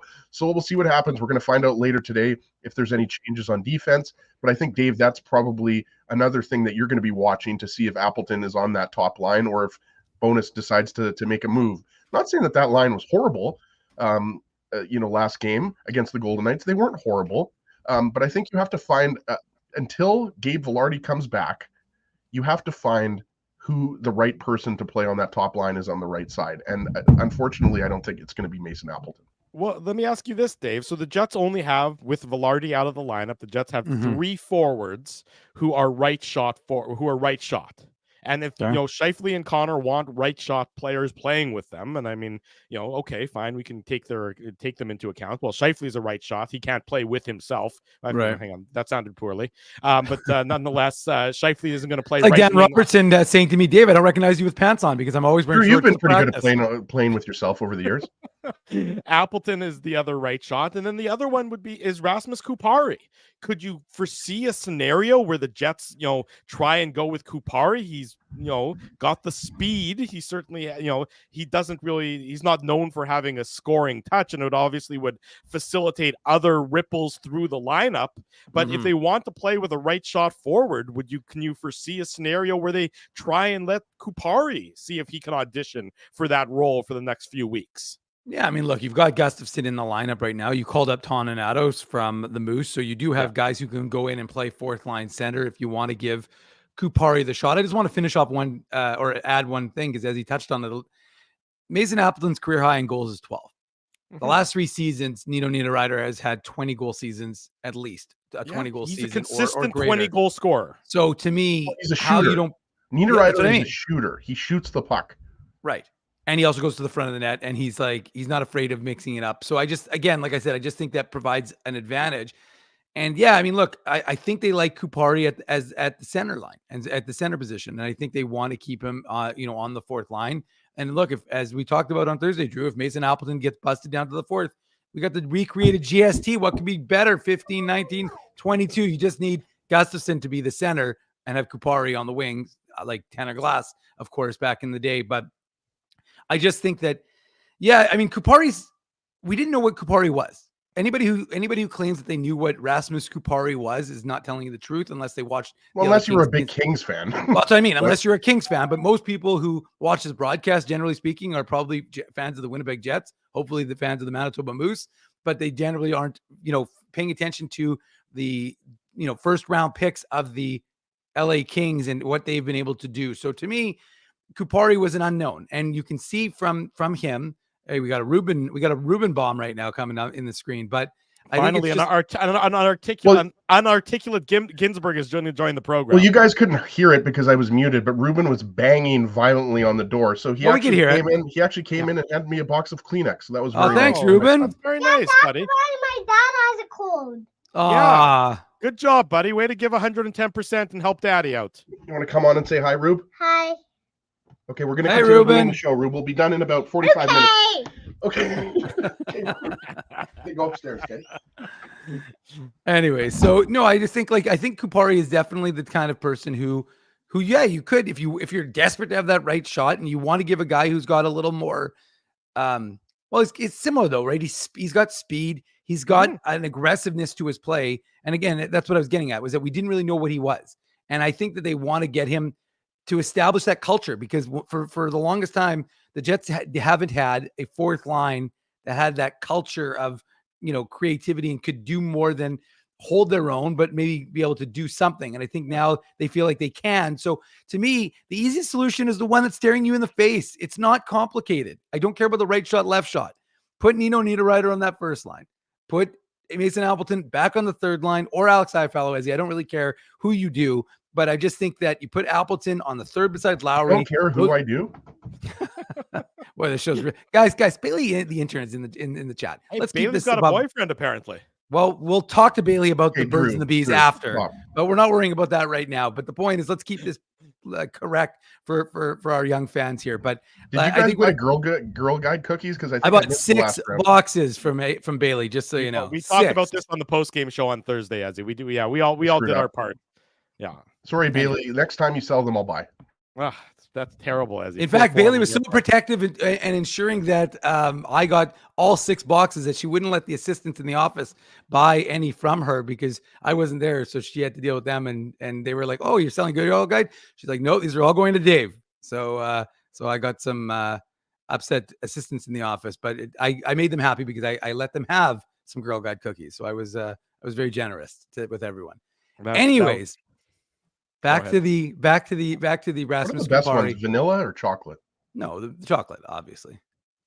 I'm a vanilla guy when it comes to cookies myself. Really? Yeah, you're a vanilla person in general, so I guess it makes sense. I'm pretty dull. What can I say? I'm very basic. What can I, No, but I'm with you, Drew. I think my pumpkin spice lattes, and I'm basic. Yeah. Yeah. I bought a boxed pumpkin pie last night. I haven't eaten it yet, but I just had a craving for a boxed pumpkin pie, so I might have it tonight. That might be my little treat. Your little treat is going to be an entire box. Oh, hold on! Breaking news! No. Bailey has 2 more boxes, Ezzy.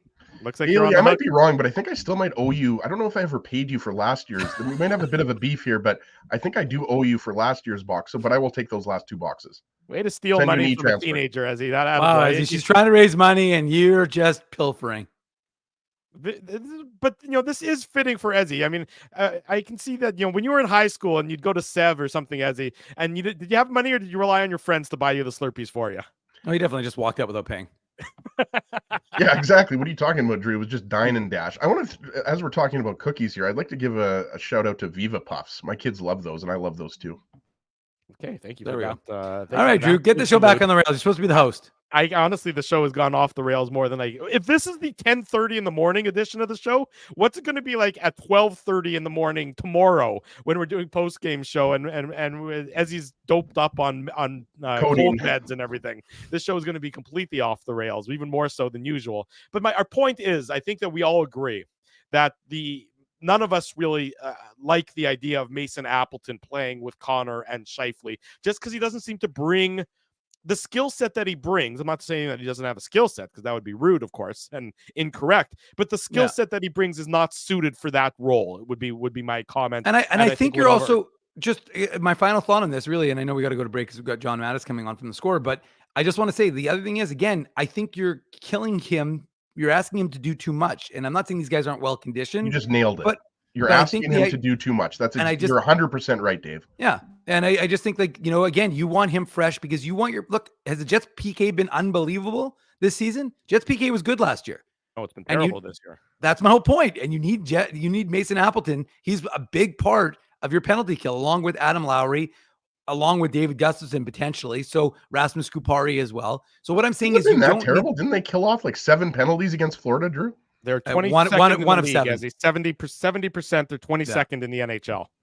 Yeah. So anyways, so the fact of the matter is that you have you have a poor PK, and you need Mason Appleton to be fresh, because you need your PK to be, not necessarily elite, but it's got to be up there. It's got to be top 10, and it's not, as Drew just pointed out. So that's another reason I think you keep Appleton on that third line with Lowry.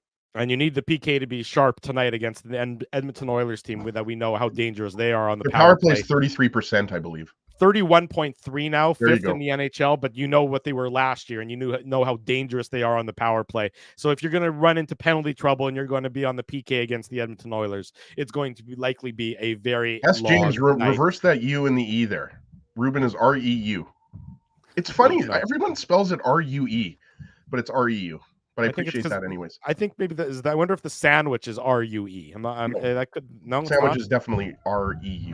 You're right. When it comes to sandwiches, the spelling of Ruben is R-U-B-I-N. Well, on that note, we're going to spell Mattis, M-A-T-I-S-Z, with John when we come back to talk about more from around the NHL and the Winnipeg Jets. Stay with us Saturday morning. The show's off the rails, and we're only 90 minutes in. This is the Illegal Curve Hockey Show. Keeping Winnipeg laughing for over 30 years. Rumors, Canada's longest running comedy club, bringing you the biggest laughs from the best comedians on the planet. Jerry Seinfeld, Chris Rock, Jon Stewart, Dennis Miller, Brad Garrett, the greats, and all the up-and-comers too. When was the last time you laughed out loud? Make it a great night out with friends, or book your office or birthday party. Even a fundraising event at Rumors. Get all the details and dates on upcoming shows at rumorscomedyclub.com. Whoa, Ezzy, everything okay? You look stressed. Of course I'm stressed. We're moving, the house is upside down, the kids failed miserably at packing the fine china, and my life is in chaos. Chaos! Yes, that does sound like a problem. What am I going to do? Ezzy, relax. Rolly's Transfer Moving and Storage is the answer. With 60 years of experience in moving Manitobans and a track record of exemplary customer service, one call to Rolly's and your stress is gone. No job is too big or too small. Just visit Rollies.com and they will take it from there. Thanks, Dave, and thank you, Rollies Transfer Moving and Storage, online at Rollies.com. Hey, Drew. Ezzy, whoa, what a smile! Yeah, I got my crowns done at Linden Market Dental Center, and they whiten my teeth. I see. They're so bright that every time I smile, they go... We have hockey tonight. Do you have a mouth guard to protect those pearly whites? I sure do. Whoa, they even ting through the mouth guard. Linden Market Dental Center covers all your dental needs from restorative to cosmetic dentistry and will fit you with a sports guard for that active lifestyle. 877 Waverly. See lindenmarketdental.com. Boston Pizza harnessed Betalytics to test if the game is better at home or at Boston Pizza. The results are irrefutable. Catch the game at Boston Pizza, powered by Betalytics. So you're a pizza person, you married a wing person, but somehow your kids are salad people. You can't pick your fam, but you can pick your BP meal deal. Starting from $18.99 for takeout or delivery at bostonpizza.com. We did it again! You're on fire, man. There's power in a handshake after a great game or great deal. It shows professionalism and respect. Two qualities Zappia Group Realty take pride in. You don't build a business where 95% of your clients are referred by others without honesty, integrity, and total dedication to client satisfaction. To sell your home for more in less time, shake hands with Frank and Mauro Zappia of Zappia Group Realty. Get started at zappiagroup.com. Are you dreaming of your very own backyard rink this winter, but dreading the work involved? Well, stress no longer, because the Rink Guys are here to make it happen.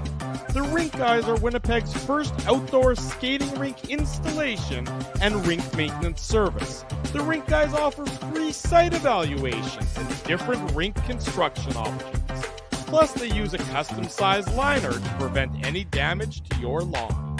Lighting packages are also available to help illuminate your rink during those long, dark winter nights. To get your rink started today, visit therinkguys.com.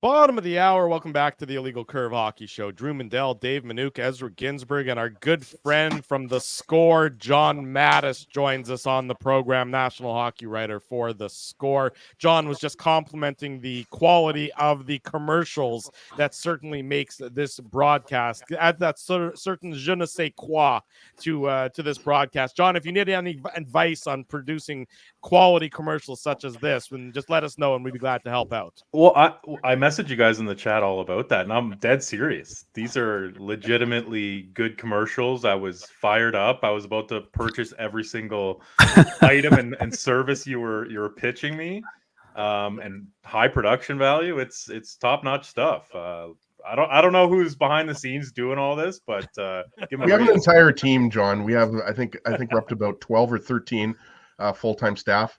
In addition to us.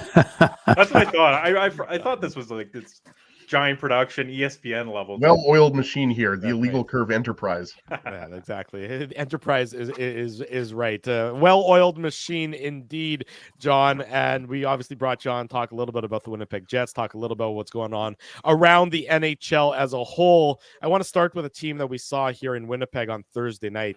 Well-oiled machine indeed, the Vegas Golden Knights, just picking up where they left off last year, undefeated so far this season, 5-0. They score a lot. They don't give up a lot. I mean, they're obviously the kings of the mountain until somebody knocks them off. But, right now it seems like they are not like, that they want to stay atop that throne. We've seen so many teams as of late, cup winners that have struggled to start the year and maybe find their sea legs as the year goes on. Why is Vegas different than some of the more recent Stanley Cup winners? I'd say the biggest thing is Mark Stone being healthy mixed with only losing Riley Smith. Like they're returning essentially the same roster. That's pretty rare for a cup winner. And, you look at their lineup and there's no big holes there as far as injuries. And they were so methodical in the playoffs, so dialed in, and it seems to have rolled into this season. And I think I was thinking about this the other day. Like, we're in an era where repeating is fairly common. Like, we had, or maybe not necessarily repeating, but winning multiple cups with the same core. Right. Whether it's LA, Chicago, Tampa, I might be missing someone else. If you look over the last 2 decades, and so it's I think we're in that pocket of time where once you have that core, that has gone on long runs and then finally wins the thing and then comes back with a certain swagger. It's doable. Obviously, there are occasions when it doesn't happen. Otherwise, we'd see it back-to-backs all the time. But I think it's pretty notable that they've gotten off to this strong start, because you can understand the Stanley Cup hangover, right, guys? Like, you go through this long, arduous process of winning the cup. Everyone's beaten up. And then you take that huge sigh of relief and have these parties and celebrate and go on the parade. And then you got to get back to business. And it's got to be hard to ramp back up. I know these guys are professionals, but they're also human too, where it's like, I achieved the goal that I always wanted to achieve. I reached the top of the mountain, to use your word, Dave. And then they have to kind of get it all together for the start of the season. And so you understand why these teams get off to poor starts, but Vegas has bucked the trend. So props to them, and they're really deep. And they proved last year the whole goaltending thing, as far as paying a high price for an elite goalie, is not necessary if your system can insulate your goalie. And so far so good. Yeah, I agree with you 100% on everything you said there, John. It's like nobody even talks about Robin Lehner, right? Like he's just, It's just like, yeah, Robin Lehner is just not playing right now. And we want to ask you about the Jets, your thoughts on the Jets through the first 4 games. But I was texting with you earlier this week, and I have to ask you about the Drew Doughty article, because I already knew you were an excellent writer, but this is an amazing piece. For those who haven't read it, it's a long form piece. It's called The 15 Shades of Dewey. Whether or not you're a big Drew Doughty fan or not, I highly recommend you read it. We'll tweet it out. We'll send it out, the link, on the Illegal Curve social media channels. I don't even know if I mentioned this to you when we were texting. I've always been a big Drew Doughty fan. In fact, I got Doughty put on my Team Canada Olympic jersey. Since he came into the league, he's always been one of my favorite players, and that's probably why I appreciated this article even more. And there were a lot of things, like there's a lot there. And, talking about how he's led the Kings in ice time every season. And it's also crazy that Doughty's about to play in career game 1100. Like, that made me feel really old, that Doughty's already played 1100 or about to play 1100 games. And there were a lot of good things in there, like Doughty talking about, how everybody was writing him off 3 years ago, looking at his advanced stats. And then what does he do? Well, what did he have? 52 points last year. We just saw him here in Winnipeg, and he looks like, he's 33 years old. He looks like 25-year-old Drew Doughty, as far as I'm concerned. I still think he's a top 20 defenseman. One of the things I also loved that you talked to him about was he has 3 daughters, and being a girl dad, I really like that. Him just talking about how he likes, seeing his kids, and obviously one of his kids is named Naomi, which is my wife's name, so I got to get that in there as well. I guess, John, just a roundabout way of just asking you, like, how much of a pleasure was it to write this article and just go, as deep as you did into Drew Doughty, who's obviously, one of the greatest personalities in the game today? Yeah, it was really fun, and a huge part of it was the personality mixed with the quality of player, right? How often do we see a star level talent, express himself the way that Drew Doughty does? This guy's not afraid to step in front of a mic and say what's on his mind. I think it's kind of interesting, like in analyzing sort of his sound bites. He certainly gives out cliches, and he falls back on certain phrases, but like he'll just drop an F-bomb when there's a scrum of 10 reporters and the camera's rolling. Like he just doesn't care. He's very unfiltered, and I think you can really appreciate that in today's day and age. And his career arc is quite interesting. He had 2 cups and 2 gold medals and a Norris by 25. Like, he had done it all. So, a part of you goes, okay, like, is this guy just going to fade into the background, or is he going to try to really push for more Norrises? Does he want to climb the mountain as far as points? Like, where's his career really going? And where it's at now is that him and Mikey Anderson are one of the best shutdown pairs in the league. And I asked Drew a few times. We sat down for about an hour in LA in September, and I asked him about, style of play adjustments over the years. And he goes, like, the way that we won the cups, the way that I played during those years, I'm not straying from that. Like, he's like, I can go out there and get 70 points. I can go try to get 100 points, but you give something away when you push it offensively. And you got to admire that, right? Because there's obviously ego involved there. And he has seen people write him off for for various reasons. And a part of it is, you look at his point totals, and while, like you said, Ezra, he bounced back last year with 52, I think, in 78 games or something. Very good. He's not quite, at Makar level, right? So he's super interesting to me, super fascinating to me as far as a player who he's only 33, so he's not exactly exiting the league right now, but he's certainly seasoned. 15 years in LA. He's seen a rebuild. He was upset early on in the rebuild, and now he's fully on board because they are now challenging for playoff series wins and whatnot. And fatherhood changed him. He's gone to therapy over a few things because he has mental health issues in terms of the way that people view him. It really affects him. And I think you have to admire him for coming out and speaking openly about that, right? Yeah, like it's one of those things too, right? Where you look at Drew Doughty and you're like, you kind of, for lack of a better term, you're like, this guy's a typical jock, right? Like he's always chirping on the ice. He's naturally gifted, athletically. He's got $100 million in the bank. Like, you think of all guys, he wouldn't care about like TSN not having him on the Olympic team in 2022 when they're doing projected rosters, but that like actually ate him up inside, which is, and again, like it's very human of him to react that way. So I appreciate the candor on his part. But it's also one of those things where you're like, who cares, Drew? Like, you're one of the best defensemen in the world. Just go out there and do your thing, right? So it's a very I guess Drew Doughty thing where he's kind of, he's marching to the beat of his own drummer in a lot of ways. John, I'd love to talk to you about Jack Hughes or Connor Bedard, but we'll talk about attendance issues, but not locally, not just focused on Winnipeg, because you'd think that the only city that in the NHL that was experiencing problems with crowds was Winnipeg, based on some of the hyperbolic coverage the last few days. But I think if you look at what happened in San Jose, if you look at what happened in Buffalo, it's not just a Winnipeg thing. It's across the league where attendance issues are a problem. And so do you think this is a trend, or do you think this is simply just October hockey with lots of other things going on, and also a function of what the economy looks like in a lot of these markets? Well, first of all, I definitely called Drew Dave before, so my that's bad fine. on that. I consider that the greatest compliment anyone has ever paid me. Wow. Yeah, the double D there. Ezra's an easy one. It's a DM. It's DM. That's the problem. Well, John, we're all wearing blue for some reason today, so that's understandable.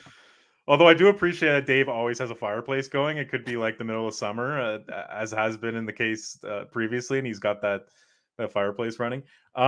Attendance issues, I would say, it's complicated, right? Because I think it depends on each market. Like in San Jose, I mean, why would you go to a game at this point? Whether it's you're fully involved in what's going on locally with the San Francisco 49ers and that the type of NFL team that they have there, or you look at the trajectory of this team this season and you go, I'll pass. Or there's just other things to spend your money on. With Buffalo and Winnipeg, I would say both closer to concerning than San Jose. From what I gather, some fans are upset in Winnipeg about things such as customer service by the team. So you're like, okay, I get it. Like if you feel like you're not being appreciated, then that's your way of showing your disinterest or your displeasure. I wonder if in Winnipeg some people are responding to Kevin Cheveldayoff still being the GM. Obviously the extensions are nice on paper, but maybe there's people out there that go, I didn't want to bring back Scheifele and Hellebuck. It's possible there are people out there. Buffalo, oh man, they have the longest playoff drought in the history of the NHL. So I think that one is probably a wait and see in terms of doling out your dollars after so many years of just horrendous teams. Mind you, they're a very exciting team. Don't get me wrong. I think there's a lot to be excited about and a lot to bring you into the rink, whether it's Tage Thompson, Rasmus Dahlin, and then the whole bunch there. Aren't these issues? Sorry, John. Aren't these issues? For a lot of the markets. Maybe not the biggest markets, not the New Yorks, not the Torontos, maybe not the Montreals even. But there were times when the Habs had soft attendance going back, 10 years ago, 15 years ago. I mean, it just seems it's a systemic issue in that there's too many games. At least this is my theory. Too many home games that are ultimately not significant, or that the value for the dollar isn't there, especially when you can watch that same game at home for pennies on the dollar while doing a lot of other things. I mean, it's hard to sell a Monday night against San Jose in February in any market. And I think it's just a function of the league, and the schedule are not necessarily built for long-term success at times.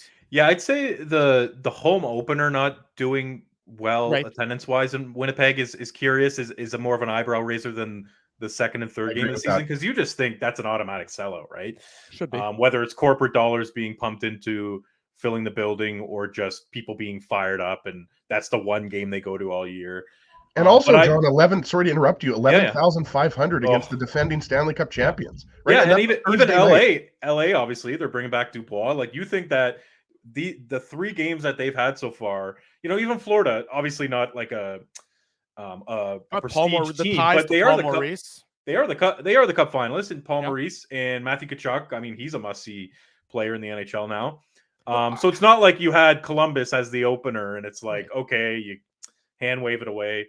Like, they've had some pretty good matchups so far. So certainly it's concerning, and not to go down this road too much, but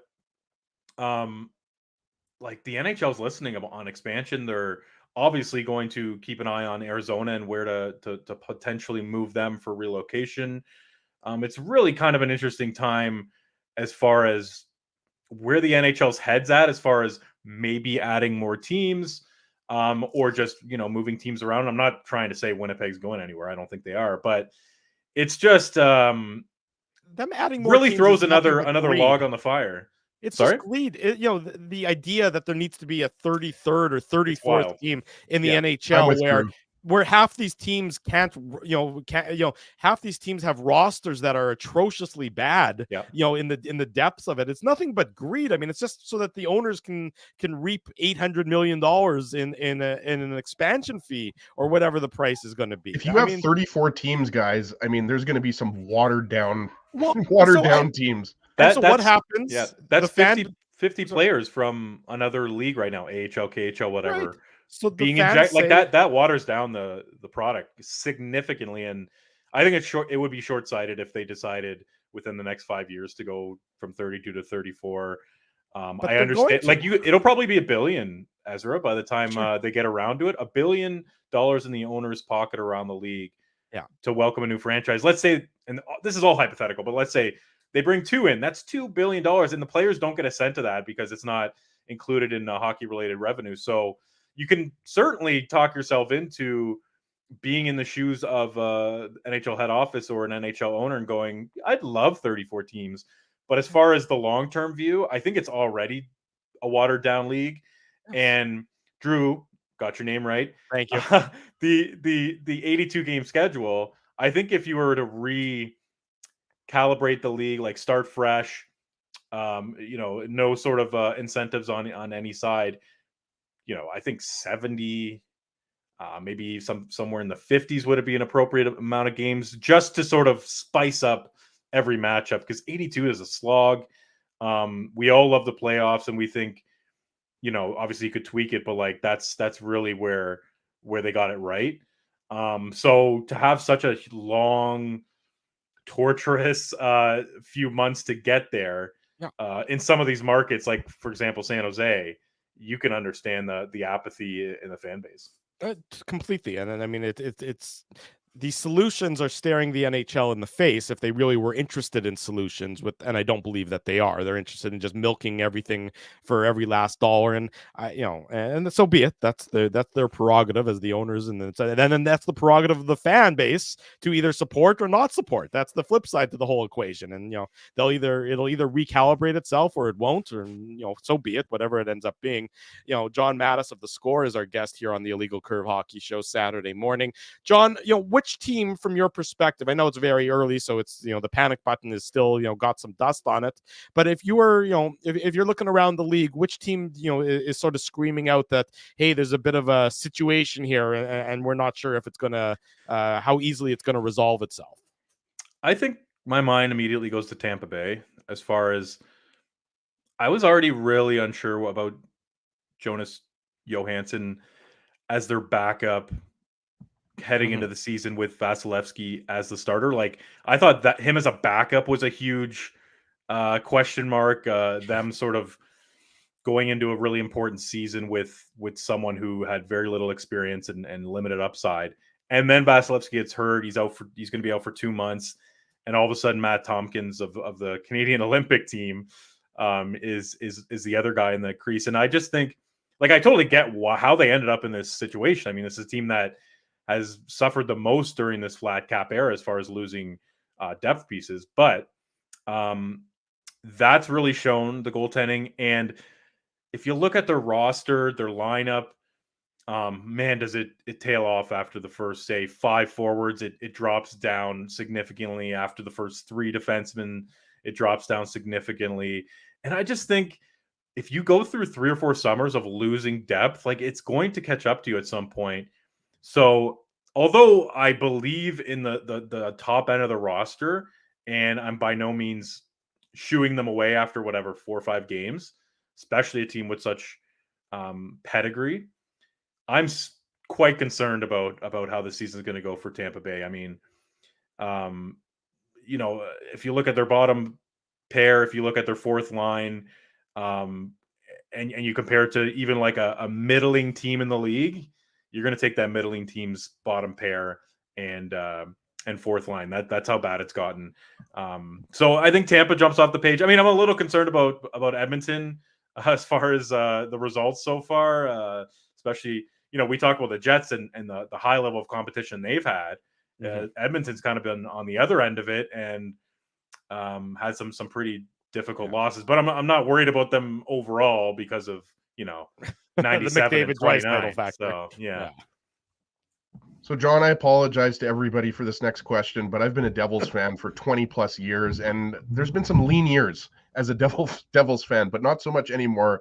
I think you know who I'm going to ask you about here. Jack Hughes. He leads the NHL in points right now. Not sure how many people saw his overtime goal yesterday. He had 4 points against the New York Islanders. And obviously he had one of the more quiet 99-point seasons last year with Connor McDavid putting up 153. But I think it needs to be talked about that, Jack Hughes might be, in that 120 to 130 point range this year. I mean, and again, I am a biased Devils fan here, but I mean, just how impressive has his play been so far this year? Maybe none of us should be surprised based on what I said, earlier, that he put up 99 points last year for the Devils. Yeah, he's steadily progressed here, right, over his career as far as the underwhelming rookie season, needed to bulk up, did so. And I think he's really added a shooting element to his game over the last couple of years, and that's really shone through. And I'm quite high on the Devils. I think that they have a tremendous amount of firepower. Meyer. Thank you for joining me, by the way, John. There's a lot of room on this bandwagon. Yeah, I'm pretty much on the bandwagon. And Hughes is the driver there, right? And I think it can't be discounted that having Nico Hischier as the number 2 center, or whatever, 1B center, allows him to be, cheat a little bit, allows him to be Mr. Offense, whereas on some teams, your number 1 center needs to, just pay a little more attention to what's going on off the puck. But like, Hughes always had that tremendous skating, right? I mean, like, if we're talking on the planet right now, he's what, a top 5 skater, top 10 at worst. And he's got confidence for days, whether it's off the ice or how he acts on the ice. And I think that 120 points is certainly attainable. I think that he's probably going to win an Art Ross at some point, just based on, maybe McDavid has a down year, gets injured, whatever. I think he is part of that select few that can challenge McDavid on at some point in his career. And I think that, having some playoff success, or I should say playoff experience last year, limited success, is another, feather in his cap as far as moving the ball forward and being the guy in New Jersey. And here's one for you guys. So coming into the season, McDavid, Cale Makar, Nathan McKinnon, Leon Draisaitl, Austin Matthews. I think that's fair to say that's the top 5 players in the world consensus. You can quibble with the order. Sounds right to me. Yeah. I think Matthew Tkachuk and Jack Hughes have the ability to, by the end of this season, show us that it's actually a top 7, and that, maybe McDavid will be number 1, but from 2 to 7, you could argue all day until you're red in the face as to who's 2, who's 3, who's 4. I think that Hughes and Tkachuk are just, their trajectories are they're sort of the way that the arrow's pointing for them is going to bring them into that group. It's a good problem to have for anybody who for any team that has any of those players you just mentioned. That's for certain. John Mattis is the national hockey writer for thescore.com. We remind everyone, check out his recent article about Drew Doughty, a great long read if you're looking for something to do this weekend, awaiting the start of the Jets and the Oilers later on tonight. John, always a pleasure to get together. Thanks so much for joining us this morning, and we'll keep working on the commercials to make sure that we keep entertaining you next time you come back. I actually don't think you don't have to work on them at all. I think you just roll them out for eternity here. I'm just saying, continue to improve on them is what I meant. Continue to fine tune them just a little bit like that. Well, no notes for me. Keep it up, guys. Love the show, and thanks for having me on. Thank you, John. Cheers, Be well, John. buddy. Thank you. We'll talk again real soon. There he goes, John Mattis from The Score, joining us this morning on the Illegal Curve Hockey Check Show. out that Drew Doughty article. I promise you're going to enjoy that. Whether or not you're a huge fan like I am, it's a great read. John's, in addition to being a great guy, he's a great writer. So I would recommend checking that out. Agreed wholeheartedly. Reminder to everyone, late night tonight, Legal Curve After Dark, probably somewhere around 11:45, 11:50 in that vicinity. You just have a sleepover tonight, Drew, because it's going to be so late. I can just, maybe you can set up a cot in your basement or something. Yeah, as per the court order, you are still not allowed on my property, and that's not going to change. Well, especially with this virus, I don't think Laura's going to appreciate that. Well, the funniest thing is, too, Drew, what was it on Wednesday when I told you I wasn't going to be doing the post-game show, and Drew was basically shielding his children because people who don't know, Drew and I are responsible for pickups at our children's school, whereas our beautiful and talented wives do the drop-offs. I believe Laura does the drop-off, right? Sometimes she the pickup. Yeah. So Drew was shielding his children from me and my virus. But I shield my children from you on a regular basis, regardless of your health status. So it had nothing to do with your cold. It just had to do with good parenting and avoiding the creepy guy in the corner, as per Sam usual. did give me a high five on Wednesday, though. Yes, he was disciplined accordingly by at home, and we cut off his hand as a result, just to make sure we didn't want anything spreading. Well, but I gotta give you credit. Your kids they're good-looking kids. They're well-behaved kids, and I believe my kids were banging on your car. My kids are crazy. What I want to know, kids are really well-behaved. My kids are just loud, and don't get me wrong, I love them, but they are. Your kids are energetic and rambunctious like they should be. They're like me. But what I want to know, Ezzy, is I put my kids went into the car and we got in the car, and then I saw you and your children walking far past your car. Where were you going?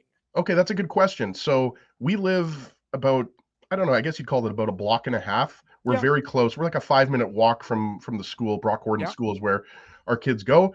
And there's a dog at the corner of the street, the next block, and it's little dog named Ellie. It's a little puppy, and my kids absolutely love it. So now, the owner of the dog literally will come out every day around 4:35, 4:40. So that's where we were going. The kids love to see Ellie the dog. I honestly thought that you may have forgotten that you drove to the school and instead we're just walking home because Possible. it's so close. I mean, Yeah. I'm like, where is he going? He's walking right past his car. The Didn't reason even I look drove at it. is because we were picking up pizza. Usually, like most of the time I walk. I mean, let's be Yes. honest.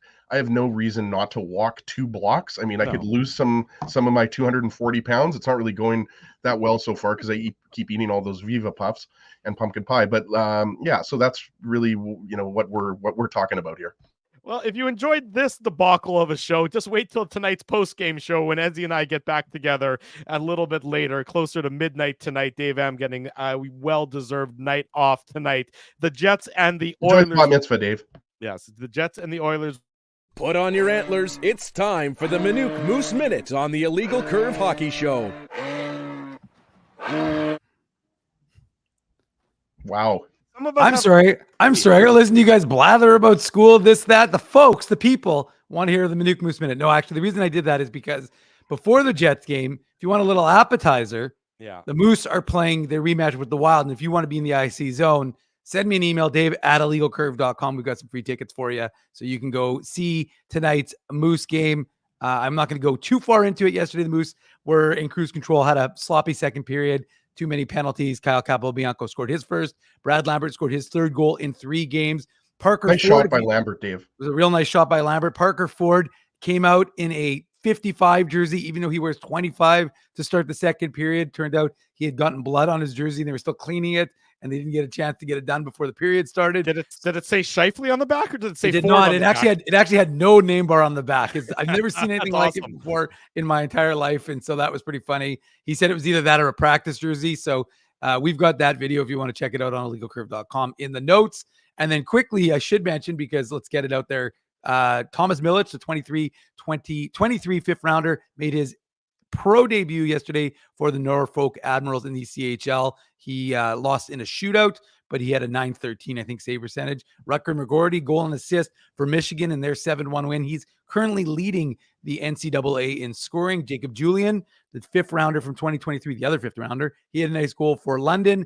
And Colby Barlow, he scored his 6th goal in 6 games for Owen Sound, the 2023 first rounder for Winnipeg. He is scoring some goals for his club. So lots going on. And if you want, did you just read your tweets from last night? We could just say go to @IC Dave, because you tweeted all that out last night. I know, but I mean, I'm not suggesting that everybody follows me on Twitter. I mean, I hope you do. I hope you follow all of us on Twitter. But if you don't, then this is supposed to be a show about information, Ezzy, and I'm providing information to people who may not be aware of Twitter. Twitter isn't everything. So I'm trying to provide a little. Infotainment, a combination of information and nonsense that you can only find with us here on the Illegal Curve Hockey Show. So thank you to Dave M for that update. If you want to go to the Moose game, send him an email, dave@illegalcurve.com. And while you're at it, follow him @ICDave on Twitter, @ICSEG, and yours truly @ICDrew. Yes, if you don't like to call it Twitter, as per Matthew Thompson, you can call it X or whatever the hell you want to call it. It doesn't matter to us. Nonetheless, tonight, Jets and the Edmonton Oilers. So post-game later on tonight, keep it locked to illegalcurve.com all day long. Morning skate for the Jets coming up in about a couple hours time. So you can stay tuned for all the latest news on that on illegalcurve.com. And of course, on our social media @illegalcurve. Big thanks to Jeff Hamilton. Big thanks to John Mattis. Big thanks to all of you for joining us this morning on the Illegal Curve Hockey Show. If you haven't already done so, smash the like button, subscribe to the YouTube channel, subscribe to the podcast, leave us feedback here, there, and everywhere. We'll always like to know what you think about this show. And a big thank you to all of our sponsors who make this show, the post-game show, the website a possibility. Our friends at Rumors Restaurant and Comedy Club, Linden Market Dental Center, Zappia Group Realty, Betway, Tough Duck, Boston Pizza, Seagram's, Rolly's Transfer, and the Rink Guys. Support these fine businesses because of their continued support of Illegal Curve Hockey. Until about 12 hours and 45 minutes from now, we hope you have a great rest of your Saturday. For Dave Minuk, for Ezra Ginsburg, I'm your host, Drew Mindell. If it's Saturday, it's the Illegal Curve Hockey Show, live on our YouTube channel and all of our social media platforms.